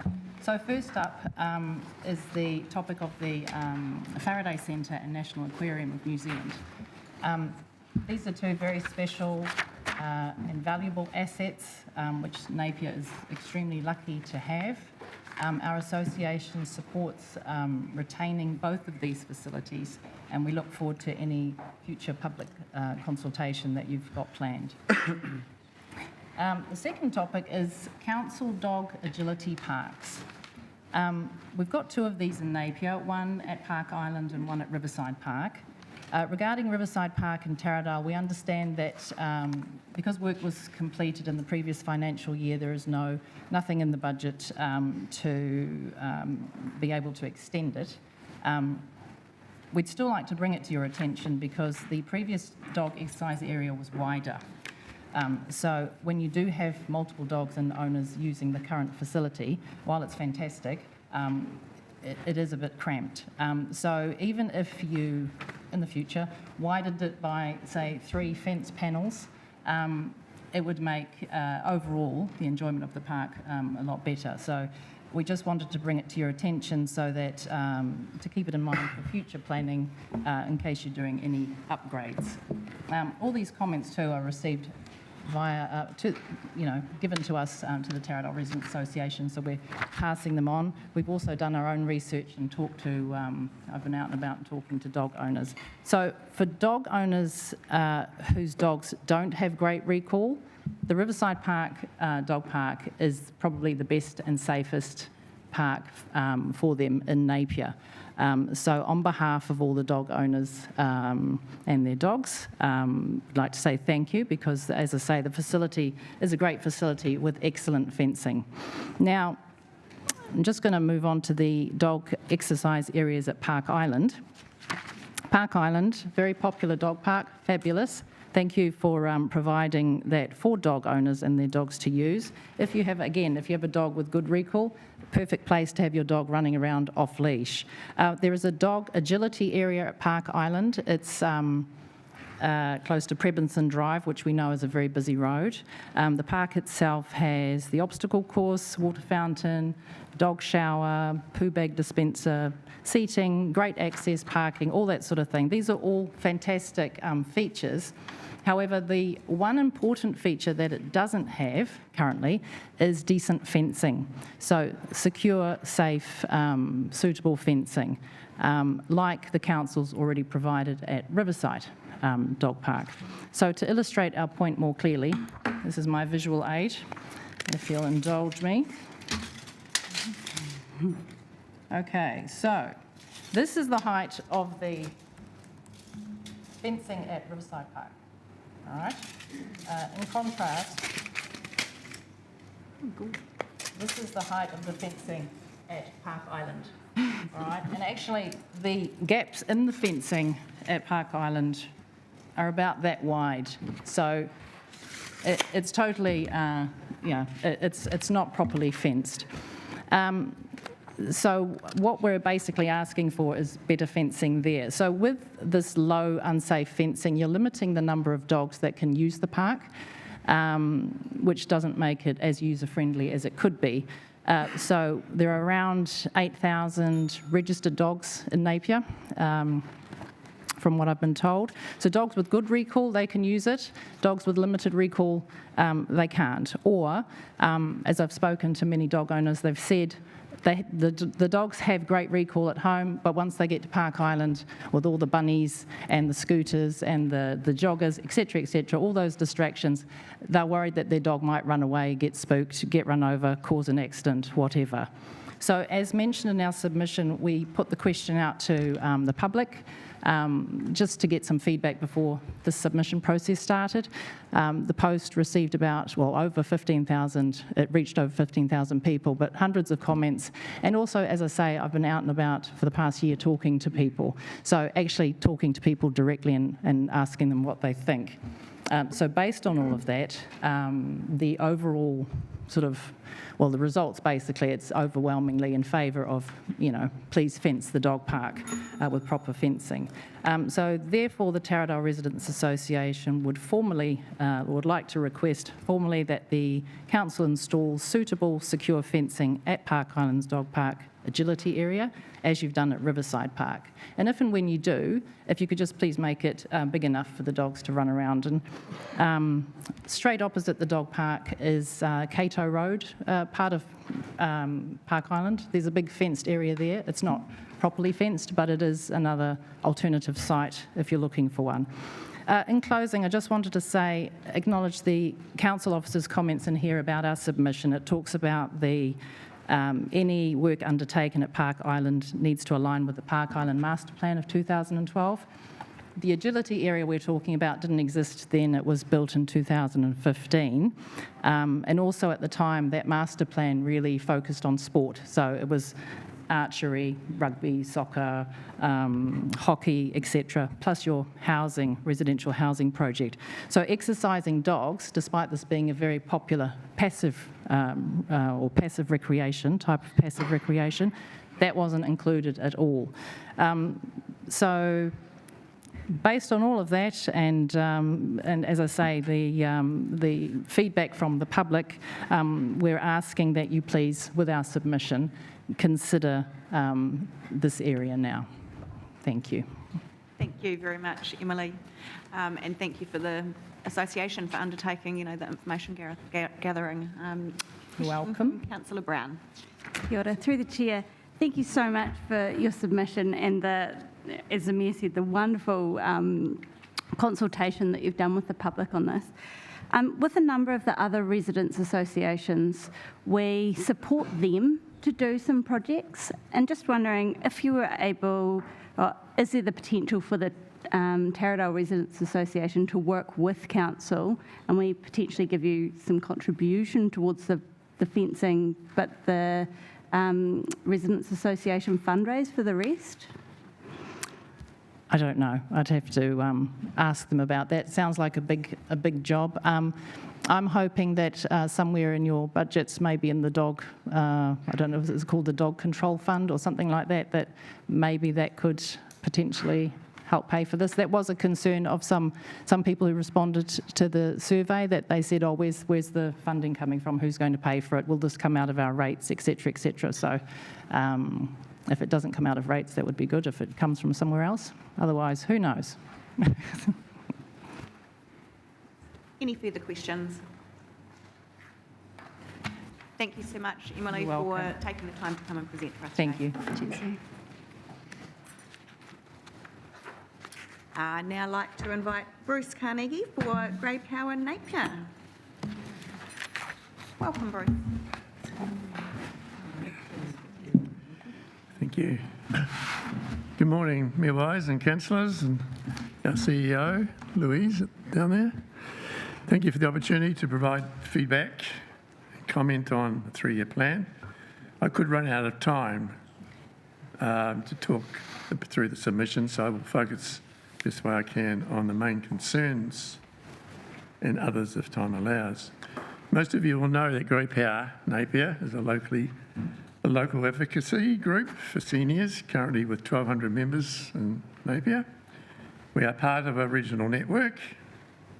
I won't go into that because 5 minutes will go quick. One of our aims and objectives is to support and advocate to protect the welfare and well-being of older people. At present, there are 16,000 approximately in Napier over the age of 65, which makes up a large percentage. In fact, I've got 26% of our Napier population, which is supposed to, going by the experts and stats that we receive, double that in the next 2 decades. I'm sharing this submission because we need to understand, and I'm sure you will do, that though we have resilience, our age group, we also have concerns, and one of those concerns is the proposed rates increase of 23.7%. In the 2022 government statistics, it says that 60% of retirees have no other or very little extra income besides the New Zealand superannuation, and 80% of those people are homeowners, and sadly with the high cost of living, many don't know how they are going to be able to pay the high cost of the rates, let alone the proposed increase in insurances, power, petrol, food, and any other unexpected expenses. In my position as the main contact for Grey Power Napier, I have had tearful conversations with members who cannot see a way to pay their rates, let alone the proposed rates increase, as well as all the other high cost of living expenditure. These increases are unattainable, and on behalf of the elder people, particularly the ones that don't have a lot of money, we're asking that you really look seriously at this. You need to know that not everyone understands percentages, and saying it is $13 per week is misleading, as the reality is that the actual amount required is going to be more like $80 per week. 2 years ago, we had the pension situation, and I had phone calls and emails and people crying and upset and stressed to the eyeballs, and the same is happening now with the ratepayers, particularly the 60% that I mentioned. And not everyone knows that the rates rebate scheme has increased to $750 a year, and that's just happened recently for homeowners, which will be helpful, but with even with this deducted, the rates are still very too high, too expensive. I believe it would be helpful if council could promote some payment options that could assist the ratepayers in needing help when paying their rates. Not everyone understands how to budget their income, so suggestions on how to save their money to pay their rates could be very helpful. And I remember back in the days of my father and grandfathers and that, and some of you will do that, where we used to have tins and they used to put money for the rates and groceries and other things, go to the movies, Christmas shopping, stuff like that. But we don't want to go back to that situation, but that's what it's like out there with many of our people. For owners and renters, the high cost of living, including the rates, not just the Napier ones, but the Hawke's Bay regional ones, are affecting them financially as well as their physical and mental well-being, particularly so for the elderly. And as one lady said to me, as an example, I'll pay the rates, but I can't pay my insurances. Now, I'm going to run out of time. The other area was council housing. Yes, we do agree with that. In selling the social ones, so I won't read through what I've put there, but I just found something recently which is not in my submission, but Aged Sector New Zealand has stated that 61,000 retirement units will be needed within the next 10 years. In the statistics, New Zealand estimates by 2040, approximately 600,000 over the age of 65 will be renting. So many of it, Now, we already know that because we worked that out with our positive ageing strategy some few years ago. But I'm just suggesting this because the council needs to be aware that we have a problem on the horizon. And it's important. And very quickly, listening to two speakers prior, this is to do with fees. We would like you to extend the same discount for our superannuants and community service card holders to dog registrations, as many people depend on dogs for company and exercise. And parking, Emerson Street, we do have a submission about that, but I won't mention it because you already heard all about that. But with the proposed increase in parking fees, we see this as a deterrent, which could have the effect of discouraging our seniors from shopping within the city. This is not what our businesses want, and we would like to suggest that the council staff have a look at what the Palmerston North Council do on their website, parking permits and exemptions. For their seniors when parking, they have a Super Gold card parking permit service. I think it's $10 they have to pay, offering free parking between 9 and 3. And I have been told by reliable sources when this was introduced, it has made a big difference for the businesses. Now, just down the bottom of my page here, because I won't go into others, because I've got too many of them. Again, just a reminder that 60% of our seniors, because of the high costs of living, will find it very hard to pay their rates. They all call it it's called the golden years, but there is nothing golden about it when you can't afford to do what you like to do when you haven't got the money to do it. And I do look at stats and things, and they're quite frightening. Anyway, thank you, everyone. Thank you very much. Any questions? Very comprehensive written submission, so we do have all your other points that I know you have do. time to cover Yes. today. So Yeah. I'll just invite councillors to ask any questions. Councillor Price. Just a quick question. Where does Napier rate, when you say we're 26% of the population is senior citizens, where would we rate in the rest of the country? Is that high or low? Oh, good question, and I don't know. I think we're quite high because Napier seems to attract the older persons. We're being known for a good place to retire. And of course, it's like I can't answer that question confidently because I don't really know. But I believe Napier is a bit higher than the average. Yeah. Okay. Thank you. Yeah. Councillor Mawson. Sorry, just saw one of our staff over there, fault pies. Oh, there we are. Yeah. Bruce, I was interested to hear you say that obviously in our consultation document we mentioned that the average annual rates increase equates to $13 per week, and that is just an average. Yeah. But you referred to $80 per week. Have you spoken to a number of people who have been on the calculator, and I'm just wondering where that's come from? Oh, number one, it came from my own exercise for my own house. That's what it's going to cost. And then I got the insurance bill the other day. That's another $5,500. And I nearly fell off the chair. But other people have said the same thing, because I live in Taradale, where that's got a difference. Yeah, it's all linked to your new QVs that have gone out for property owners this year. So that's where it has led to quite significant variances between different parts of the city. So that sort of that overlays what we're proposing, makes those big differences. It's an interesting point, because 50% of our Grey Power members live in Green Meadows and Taradale. So the chances are that the people I'm talking to, or who ring me and talk to me, come from those areas, which that's probably where I got the $80 per week. Yeah. Thank you. I'll just check in if there's any other questions. No? Very good. Thank you so much, Bruce. Thank you. Good. Thanks very much. And next up, I invite Peter Grant. And we've got two submissions. We've got your personal submission and followed by PASAG, which I notice your co-chair, Lexia Puna, is here with you to present on that one, but we'll do your personal one first, Peter. Welcome. Good to see you. Morena, Your Worship, and councillors and hard-working council staff. Good to see you.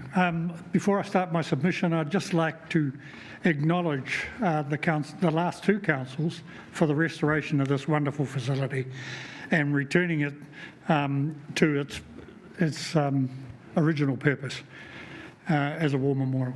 And I particularly like the addition of my two mates from Vietnam onto the wall, and I go and see them very often, and went and said g'day to them this morning, and I feel them standing here with me today. So thank you for that. Thank you for the opportunity to make some personal comments on the 3-year plan. My comments may seem simplistic, because they are, but I don't mean them to be insulting, but rather to ask that Council go back and reassess the plan based against these basics. My first concern is that the plan outlines and lists 5 outcomes. But for me, the most important outcome or strategic priority that the plan must have is missing. And surely the most important priority is that Napier is a great place to live. That's not among the 5. That means that in testing the plan, you don't need to go back and test it against those outcomes, or that outcome. And surely, Council is there to serve, at first, the people that are resident in our wonderful city. I believe that it's absolutely essential to place the emphasis on Napier being a good place to live, and that you need to go back and look at the plan based on that outcome. Secondly, the way the plan has presented itself needs to be modified. The first aspect of any note that you see on it is page 5, and without any explanation or justification, you're hit in the face with the fact that there's going to be a 23% rate increase. Frankly, many probably stop reading then. Sure, the increase only relates to rates, but people will see that everybody in the city is going to get hit with that rate increase. So every outcome, every storage place, every shop are going to increase their prices. And so what people read this as is a 23% hike in their cost of living. And that is never going to be a winner. As I say, many would stop reading there, and if they do go on, they're looking for negatives. For sure, this comment or this negative would not meet the test of reassuring ratepayers that Napier is a great place to live. It needs to be presented in a better way, and that you need to be able to give the background to it all. You need to lead people into it, and the logical conclusion you come to is what the rate increase is going to be, not starting out with it. I believe that us ordinary ratepayers would rather see evidence that council has taken the approach, however, that we have to take as all homeowners. It seems, when you're reading it, that the council has sat down and said, look, we'd like to do the following things. And then you've costed them, and then you've added them together, and then you've worked out what the rate increase is. Now, I may be entirely wrong, but that looks like the way it's been done. You've made the cake out of all the components you want to have into it. What we do and what you do as a house owner is quite different. The real world tell us that first you've got to check the size of the cake. And then once you've got the size, the cake will never get any bigger, not unless you go to your boss and ask for a 23% wage increase and then try and catch him as he falls off his chair laughing. What you've got to do is go back and look at the size of the cake and then prioritise or list the things you'd like to do and then prioritise those. And when the cake runs out, the list runs out. It's just that simple. That's what we all do when we're looking at what we do in our house. Nothing strange about it. And the things that drop off the list are obviously the least important, and they drop off till next year, or the next year, or the next year, when we can afford to do it. I would dearly love to do a lot of things around my house, but my fixed income ain't going to give me another 23% next year to do it with. Can I please ask that council go back to the beginning, identify the size of the cake that you have, perhaps including a modest increase in rates that can be sustained by everyone living in Napier, then reprioritise what you intend to spend that cake on in the next 3 years. Then, if necessary, council may need to seek funding from loans, sell some properties or assets, get government or to get other essentials done. If that can't be done, then we need to learn to live without the things which don't make the list, which will, by definition, as I say, be the least important part of the 3-year plan, and we leave them until we can do them. The outcome, if we don't do this, is, in closing, if we ever get to the stage where residents in Napier see this as not a good place to be living or not a great place for them to be living, they're going to pack their bags and move somewhere else. And that's the last thing we want, because for those of us that are left, the rate increases get bigger. So please, can I ask that we go back to the beginning and reassess everything in this plan against that priority system, having identified a cake which we think is an acceptable size. Thank you. Thank you, Peter, for your very well thought out submission. And I also would like to thank you for your feedback on the consultation document. We are always looking for ways to improve our communications with our community, and it is always challenging because you have such a wide, diverse community who interpret and read things in different ways. So we're trying to come up with a solution that works for everyone, which as I said, is always quite challenging. I agree, but Yeah. it's people might not read anywhere past 23%, and if they do, it's with the bias of no, we're not going to pay 23%. So we'll either get rid of the council or we'll get rid of the 23%. I hear what you're saying.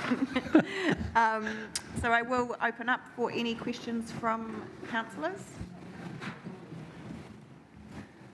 No questions? So, and I guess I do like your size of the cake analogy. I think it is obviously, like you say, how we run our household budgets.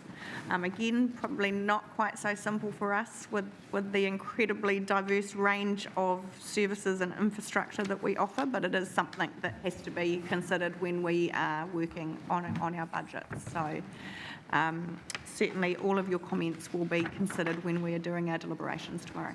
Thank you. I guess we all expect a rate rise of some sort, but when you get smacked in the face with 23%, you take a big deep breath. Yeah, and we certainly understand that. Right, so we will move on to your second submission, which is on behalf of the Positive Ageing Strategy Action Group, and will Lexia be joining you up front? Lovely to have you with us, Lexia. Welcome. Your Worship and councillors, my apologies, but you don't get rid of me that easy. I now need a second submission on behalf of the Positive Ageing Strategic Action Group. And I'm joined by Lexia Puna, who is the co-chair of this group with me, and who has added considerably to the results and the work that we're achieving and doing on this group. Together we wish to present the thoughts of PASAG on the draft 3-year submission.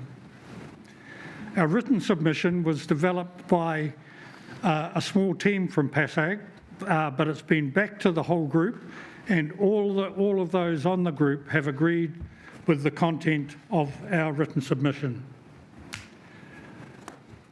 Our reality is that Napier has shown that it is a city with a social conscience, particularly in relation to the care of our elderly, and we certainly don't want to lose that.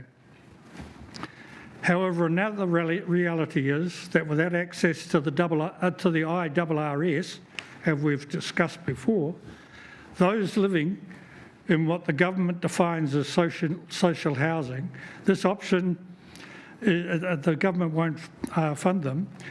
This option is too expensive for council through the ratepayers to pay for. Now, when we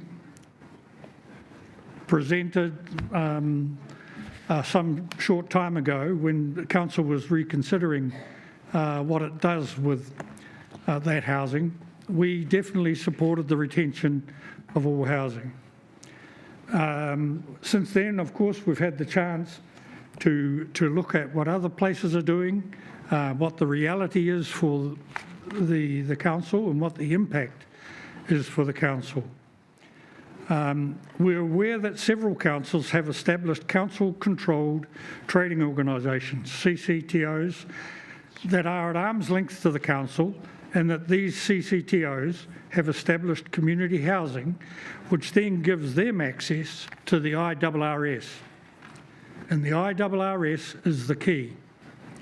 An example is the Otatahi Community Housing Trust, who are a community housing provider organisation that have been leasing the Christchurch City housing and managing it since 2016. We would recommend that council investigate this option further with a view to setting up a CCTO which has all the necessary regulations and provisions in place to protect the councils, the CCTOs, and more importantly, the tenants' legal position and rights.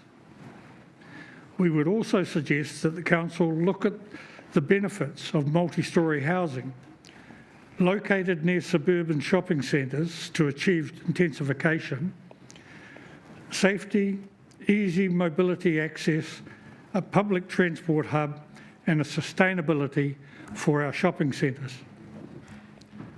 We would request that as part of that consultation, you may have with a prospective CCTO that we be part of that, as the needs of the elderly need to be protected and best catered for in any arrangement that is contracted in a CCTO's establishment.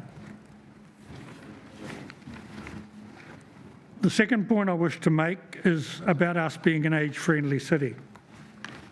Napier is now officially recognised by the World Health Organisation as working towards being an age-friendly city. This status is not a jingle or a catchphrase. It is an honour not lightly given and brings with it worldwide recognition and responsibilities.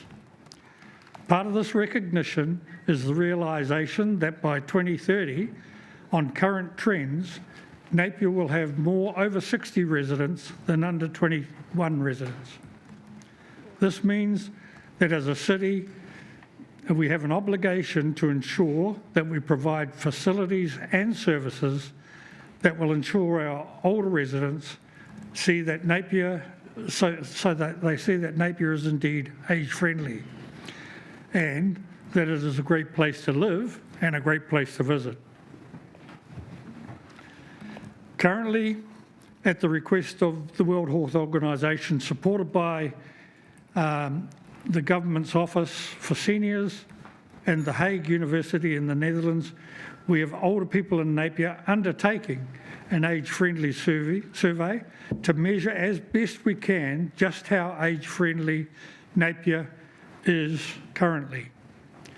This will provide us with some very useful data, and in particular will identify areas where we can take measures that make our city more age-friendly. As a recognised age-friendly city, we also now have contact with other age-friendly cities throughout the world. And the WHO regularly sends out newsletters and reports of ideas and measures being put in place in these other cities, which we can look at in Napier. We will in future be bringing points of interest from other cities that we consider would be useful in Napier to the attention of Council. Above all though, being age-friendly means that our older residents need to see Napier as a great place to live. Emergency management and resilience is the third point. Cyclone Gabrielle gave us all a big wake-up call and has highlighted again the vulnerability which we need to respond to and address for our elderly residents. This event highlighted that our elderly are indeed very vulnerable and are generally poorly prepared for such emergencies. And we don't have to look too far back in our history to appreciate that we choose to live in a lovely part of our country that is very prone to a wide range of potentially catastrophic events. Living in more modern buildings, better designated to cope with wide ranges of emergencies, can reduce the impact of such extreme events on this group of our community. But this will take time, and achieving resilience, there just needs to be better standard in buildings. Our Positive Ageing Strategy Group would like to be part of any and all reviews of emergency management mitigation and also response procedures that may be undertaken by Council, CDEM, Emergency Services or a CCTO. These reviews need to be incorporated within the 3-year plan. Kia ora. Silver tourism. We need to take advantage of our age-friendly status to also attract and provide a great experience for the so-called silver tourists or grey nomads. Certainly we know that this group are very significant in terms of numbers, visiting, and in terms of expenditure. These visitors, alongside our own older residents, are important for the sustainability of our various attractions that Council wishes to make more independent and sustainable. For example, we should encourage older visitors to use Kennedy Park by offering them a cheaper rate during off-peak and low-use periods when those at work or school are unable to visit. Some income is better than none. Similarly, Council could encourage older residents and visitors to have access to the attractions along the Marine Parade at a lower cost during what are the normally quiet periods. Again, this could make Napier, and these facilities in particular, more age-friendly, and so possibly they will be more attractive to both local and visiting older people.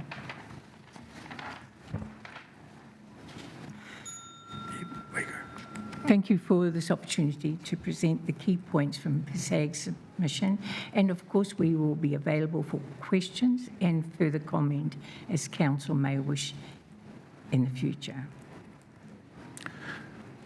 Nō reira, tēnā koutou, tēnā tātou katoa.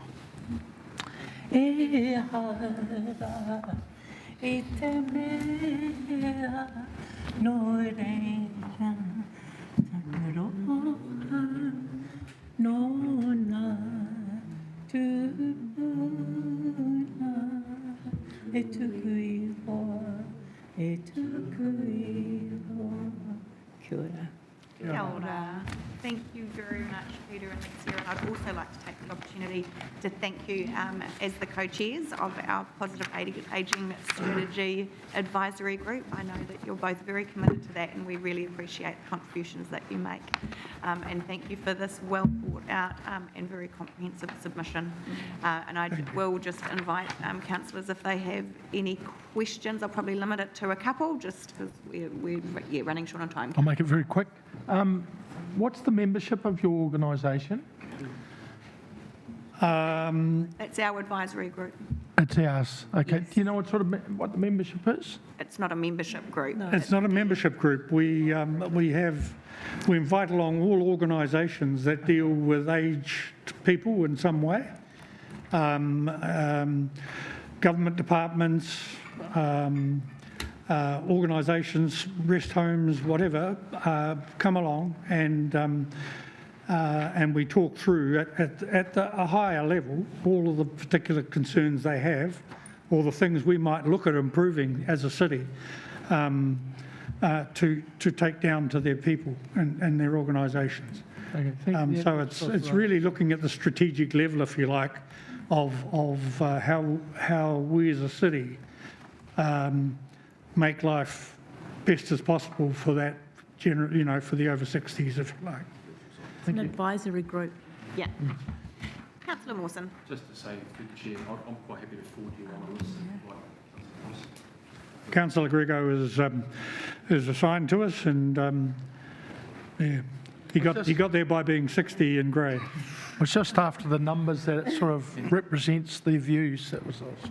Yeah, and I think if we were to get a list of sort of the agencies and organisations that are involved in the advisory group, you would then see it probably spans thousands when you look at who each of those individuals, agencies and organisations represent. Huge organisation. I mean, it's quite a good cross-section of representation of our more mature community members here. Yeah, that's what I was after. So we have Kaingaora, we have MSD, we have Hawke's Bay Regional Council for Transport, we have anybody where aged people are going to come in contact, and various organisations. So we feed up and we feed down. I'll take one final question from Councillor Crystal. Kind of not a question. I just thank you for your submission.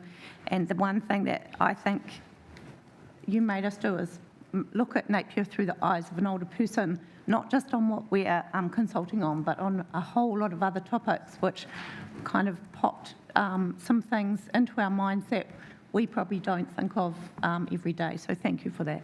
Thank you. I had to ask an old person all those points I might have. Being a young fellow, I didn't know them myself. Thank you, both of you, very much for coming to talk to us today. We really appreciate it. Thank you very much. Thank you. Just tell them a strong supporter is great. I'd now like to invite Trevor Adsett to present to us, please. Welcome, Trevor. So if you're an action group, then just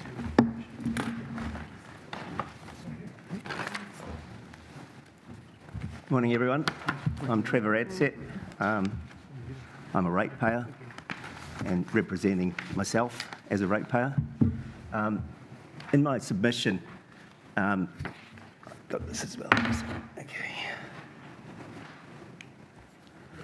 The 3-year plan, key projects and priorities. Broadly, I agree with your preferred options, and just quickly going through them: the future of council housing in Napier, 2B, building up our community resilience, yes. A new approach to managing council investments looks pretty good from what I read, although there were a few other people that have mentioned that these CCTOs may not be as good as what they make out, sort of thing, but I don't know. Reviewing the council fees and charges, sure, why not? And a change of how council funds some tourist facilities, yes, I agree with that. And Napier City Council office accommodation, I agree with that. So overall, I could pick little holes and bits and pieces there, but we really haven't got enough time to do that today. So overall, I agree with the key priorities and projects, but I don't agree with the proposed labour costs. That's the big thing that sticks in my throat. We've got a population of about 67,000 people, 26,000 rating units that will include businesses and individual households.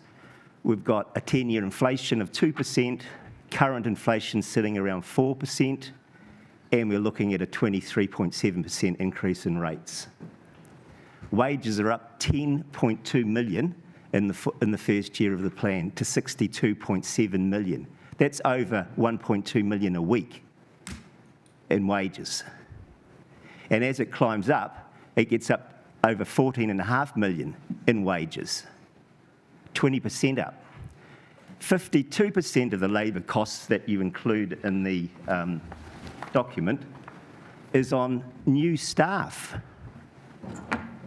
Well, we've got 764 of them already. Why do we want more new staff? And look where they sit. 45 of them are in the 100 to 180k bracket. So if I took it at the lowest level of 100k, that's 4.5 million. Double the employees in the over 180k a year, 8 more people, that's another $1.44 million. The median wage in New Zealand is $65,000. I just don't understand what the extra staff will be doing and what are the existing staff doing. So, my proposal is to freeze employing new or more staff. That's a $5 million saving just there, and the increase in rates would now be down at 17.7%. I'd review the current roles and performance of individuals, rate their outcomes on KPIs. I'm sure everybody has KPIs, don't they, in the council? And have a look at pay increases for more responsibility and better outcomes of the existing employees. Do we really need over 600 employees to manage a population of 67,000 people? Proposal 2, I was led to believe that an increase in a lot of the labour costs to date have been on employing Ocean Spa people, or to run the Ocean Spa. But I'm looking at the idea of after 2 or 3 years, Ocean Spa, Kennedy Park and Napier Event Centre will have loans to support those facilities over the next 3 years. So is there a possibility to increase the loan to pay the full-time employees across those three facilities? And that'll take out, well, on average, I just plucked out the number $90,000 over 100 people over the 3 facilities. I don't know what the number is, but even if it was half, that would be another $5 million savings by gearing up your loan to cover off the staff. I just think there's some things like this that need to explore other options rather than just slapping out a proposal of 23.7% increase, of which half is in wages. So, in summary, 23.7 increase in rates in year 1 is ridiculous, followed by a 10.5 and then an 8.1 is even more ridiculous. And when you compound that, that's a 50% increase in rates over 3 years. 50% of the proposed increase in labour costs, of which 52% is new hires, between $5 and $6 million. What's wrong with the old hires? If we have to have new hires, we can't have the old hires. You've got to get rid of the old hires if you're going to hire new people. The median wage is $65,000 in New Zealand, and that's pre-tax. Then you've got to take your tax off. It's probably coming in at about $55,000. And by the way, the New Zealand pension increased 4.66% this year. Nowhere near double digit. So in your document here, I think it's page 7, you mention that increasing inflation and affordability, and you mention there that we need to live within our means.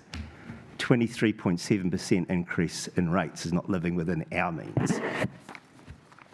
So there you go. I've said it. Thank you very much, Trevor. Thank you for your submission. I appreciate the fact that you've actually come to us with some proposals, because we ask for people's ideas and feedback, and sometimes we just get the what they're not happy with. So thank you for taking the time to put some thought into it and present those proposals to us. We really do appreciate that. Sure. So I'll just open up to see if there's any questions from councillors. Okay.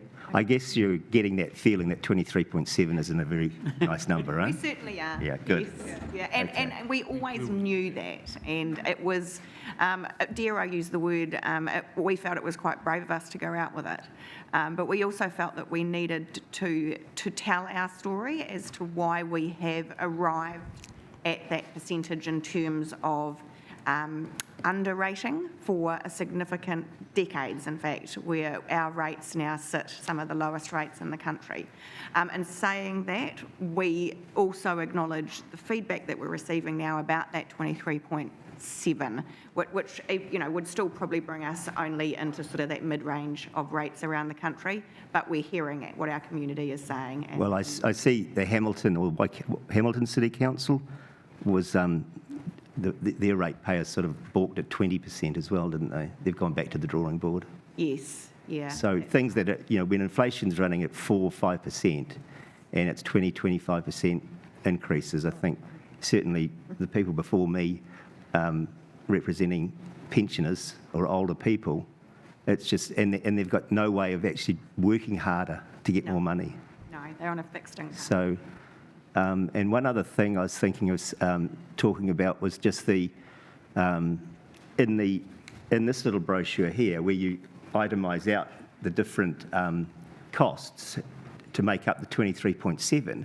The other projects that you're proposing, or cost bases, other costs, inflation, borrowing costs, and insurance, are negligible. They are. Mm-hmm. I mean, if you took out that 11.5 of labour costs, or even half of the 11.5, you're back down to that 17.7 I said. You took out the 11.5 and you're probably, down to just over 12%.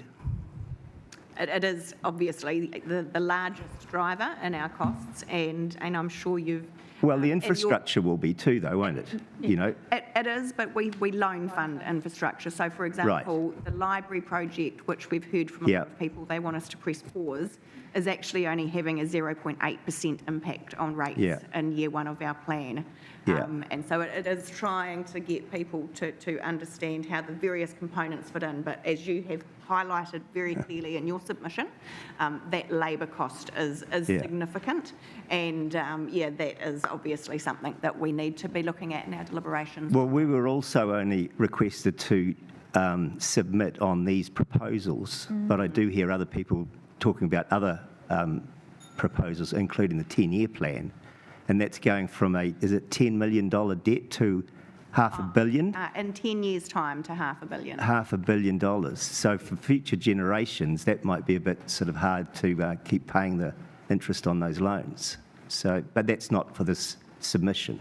That's for the 10-year plan submission, isn't it? That's right. Although we do always invite people to submit and make comments on anything else that they would like, alongside what are our formal consultation items. Sure. And a lot of people would have taken, the opportunity to do that.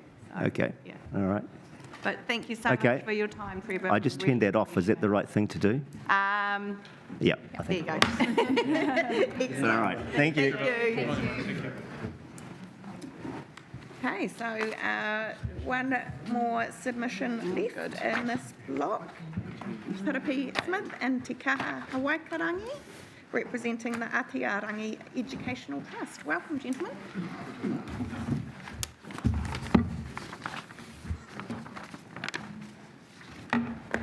Kia ora koutou, tōtahi, ka mihi atu kia koutou ngā kaikaunihira o tēnei taone o Ahuriri, kia koe te kāhika, ka mihi atu kia koe, me kia koutou hoki, ngā kaimahi o te kaunihira nei. Ko wai tēnei, he uri tēnei o Ngāti Kahanunu, ko Piripi Smith tōka ngoa, he kaiwhakatere o waka hau ki ringi te waka o Tamata o Māui. Kia ora. Tēnā tātou i tāpiri ana te mihi ka tika kia koutou i te kahika tia, tēnā koe, koutou hoki ngā kaikaunihira, tēnā koutou katoa. Ko te kaha Hawaikirangi tēnei, koe he kai hautu i tō tātou waka o te mata o Māui hoki, TK, skipper on our waka te mata, kia ora. Kia ora everyone. So just wanting to give a brief overview on this project for the submission for the Waka Hub project. So just a little bit of background. Te Mata o Māui is owned by Ngāti Kahanunu iwi. The Atiarangi are responsible for operating that. So my tauranga in regards to waka voyaging spans back at least 5,000 years, and that mātauranga, that knowledge was responsible for one of the greatest migrations in human history. That mātauranga, by and large, for the last 400 years, had been lost, not only within Aotearoa, but within Te Moana Nui a Kiwa, many other islands. Over the last 40 to 50 years, people have worked hard to revitalise and restore that mātauranga, and we take the responsibility within our kaupapa to ensure that it's not lost again. I guess similar to your role, you want to leave things better off. Same with us as well, that we're responsible for revitalising this mātauranga, and I guess we're hoping for the opportunity for you to support us in that role. Our vision is, in short, a thriving intergenerational whare wānanga in Te Moana Nui a Kiwa. That is our vision. Ka pai. I just want to show you briefly over our strategic plan framework. I'm not going to touch on everything here, but what is essential for us is our guiding principles, and I'm going to spend a bit more time on that. But as you'll see, our guiding principles are quite similar to that of the councils. But everything that we do, all the kaupapa that we support, including this project, it all starts with our guiding principles. That forms what types of projects, what our goals and directions are, and then onwards to what our mahi and our outcomes are. So just here, just a couple of points on some of our guiding principles. So mātauranga, what's huge for us is the exchange of mātauranga, or the exchange of knowledge, being able to have that intergenerational transmission of mātauranga through the generations. So we're actively actually doing that now, developing and nurturing our tamariki, and being one of the main organisations within the Pacific that is able to do this. So just as an example, Te Kaha and myself, being navigators, we maybe have 5 people in all of Aotearoa that are able to navigate waka over the ocean. So having 2 of them here in Ahuriri, we really hope that we're able to add on what we've done with the Atiarangi and with this Waka Hub. Also, whakamana tangata. just encouraging and enhancing people through learning, building stronger relationships within our community, especially with all of our sponsors, with all of the organisations that we have anything to do with. Safety is huge for us, hau marutanga. Also, in terms of Māoritanga, manaakitanga, so the ability for us to be able to host our guests is huge. And also kaitiakitanga. We've presented in the past the challenges that we face at our current berth, but we do thank you for your support in where we currently are. We have had some challenges, being a fixed wharf, being adjacent and the maintenance wharf, being on the beaten track between the Blue Water and the other bars, especially in the weekends. And so, for our vision to be a safe educational space for whānau, it's not quite fit for purpose. So this, what we're putting forward helps meet that criteria. And it's great that we've already had that external support and funding from the Better Off Fund. That's for roughly half of the project for the wharf. So this is just a bird's eye view of what potentially could be. The most important thing here is a floating, secure wharf. If anyone wants to get on that waka, they have to swim to get there. Also a whare waka, a good place to be able to be sheltered from the weather, whether it's the sun, whether it's the rain. Just in this year alone, we've had 8 schools that have cancelled their waka visit just because of the weather, and if that's drizzling, we'll be able to continue doing that in the whare waka. Also, the opportunity with tourism and the opportunity to host large events down here. And I just want to, we're just throwing up some images there on a future landmark for Napier. What we envisage is some large monument that looks back to our traditional past, looks back to the links that we have within the Pacific, something that's big, that's lit up at night. It becomes an icon for that Pandora Road. Down there we've got a couple of images of traditional sort of like looking houses. They're obviously on bigger scales, but that's the type of look that we're looking for in the design. We want this to be a destination within the Pacific to learn about kaupapa waka and navigation. So we believe the project aligns with at least 4 of the 5 strategic priorities for the council. Definitely the vision around enabling a place and spaces where everybody wants to be. We believe that this can be a landmark. Ahuriri can be known as the home for waka haurua, for an energised, I guess, whare wānanga. And like Piripi said, that you will find this nowhere else in the world, a place where you can engage in waka haurua kaupapa and alongside the Ātiarangi, the Star Compass as well. I just want to acknowledge the authentic partnerships as well with the team, George, Robin, Brian, Alex, Hills. I don't think I missed anybody, but putting this together has been great. They've taken on our expertise and our contribution, and that's what's really shaped this plan. So we just want to mihi to the team for the authentic partnership process that we've gone through to get us to where we are. Yeah, I'd like to tautoko that as well. I mean, it hasn't been tokenistic at all.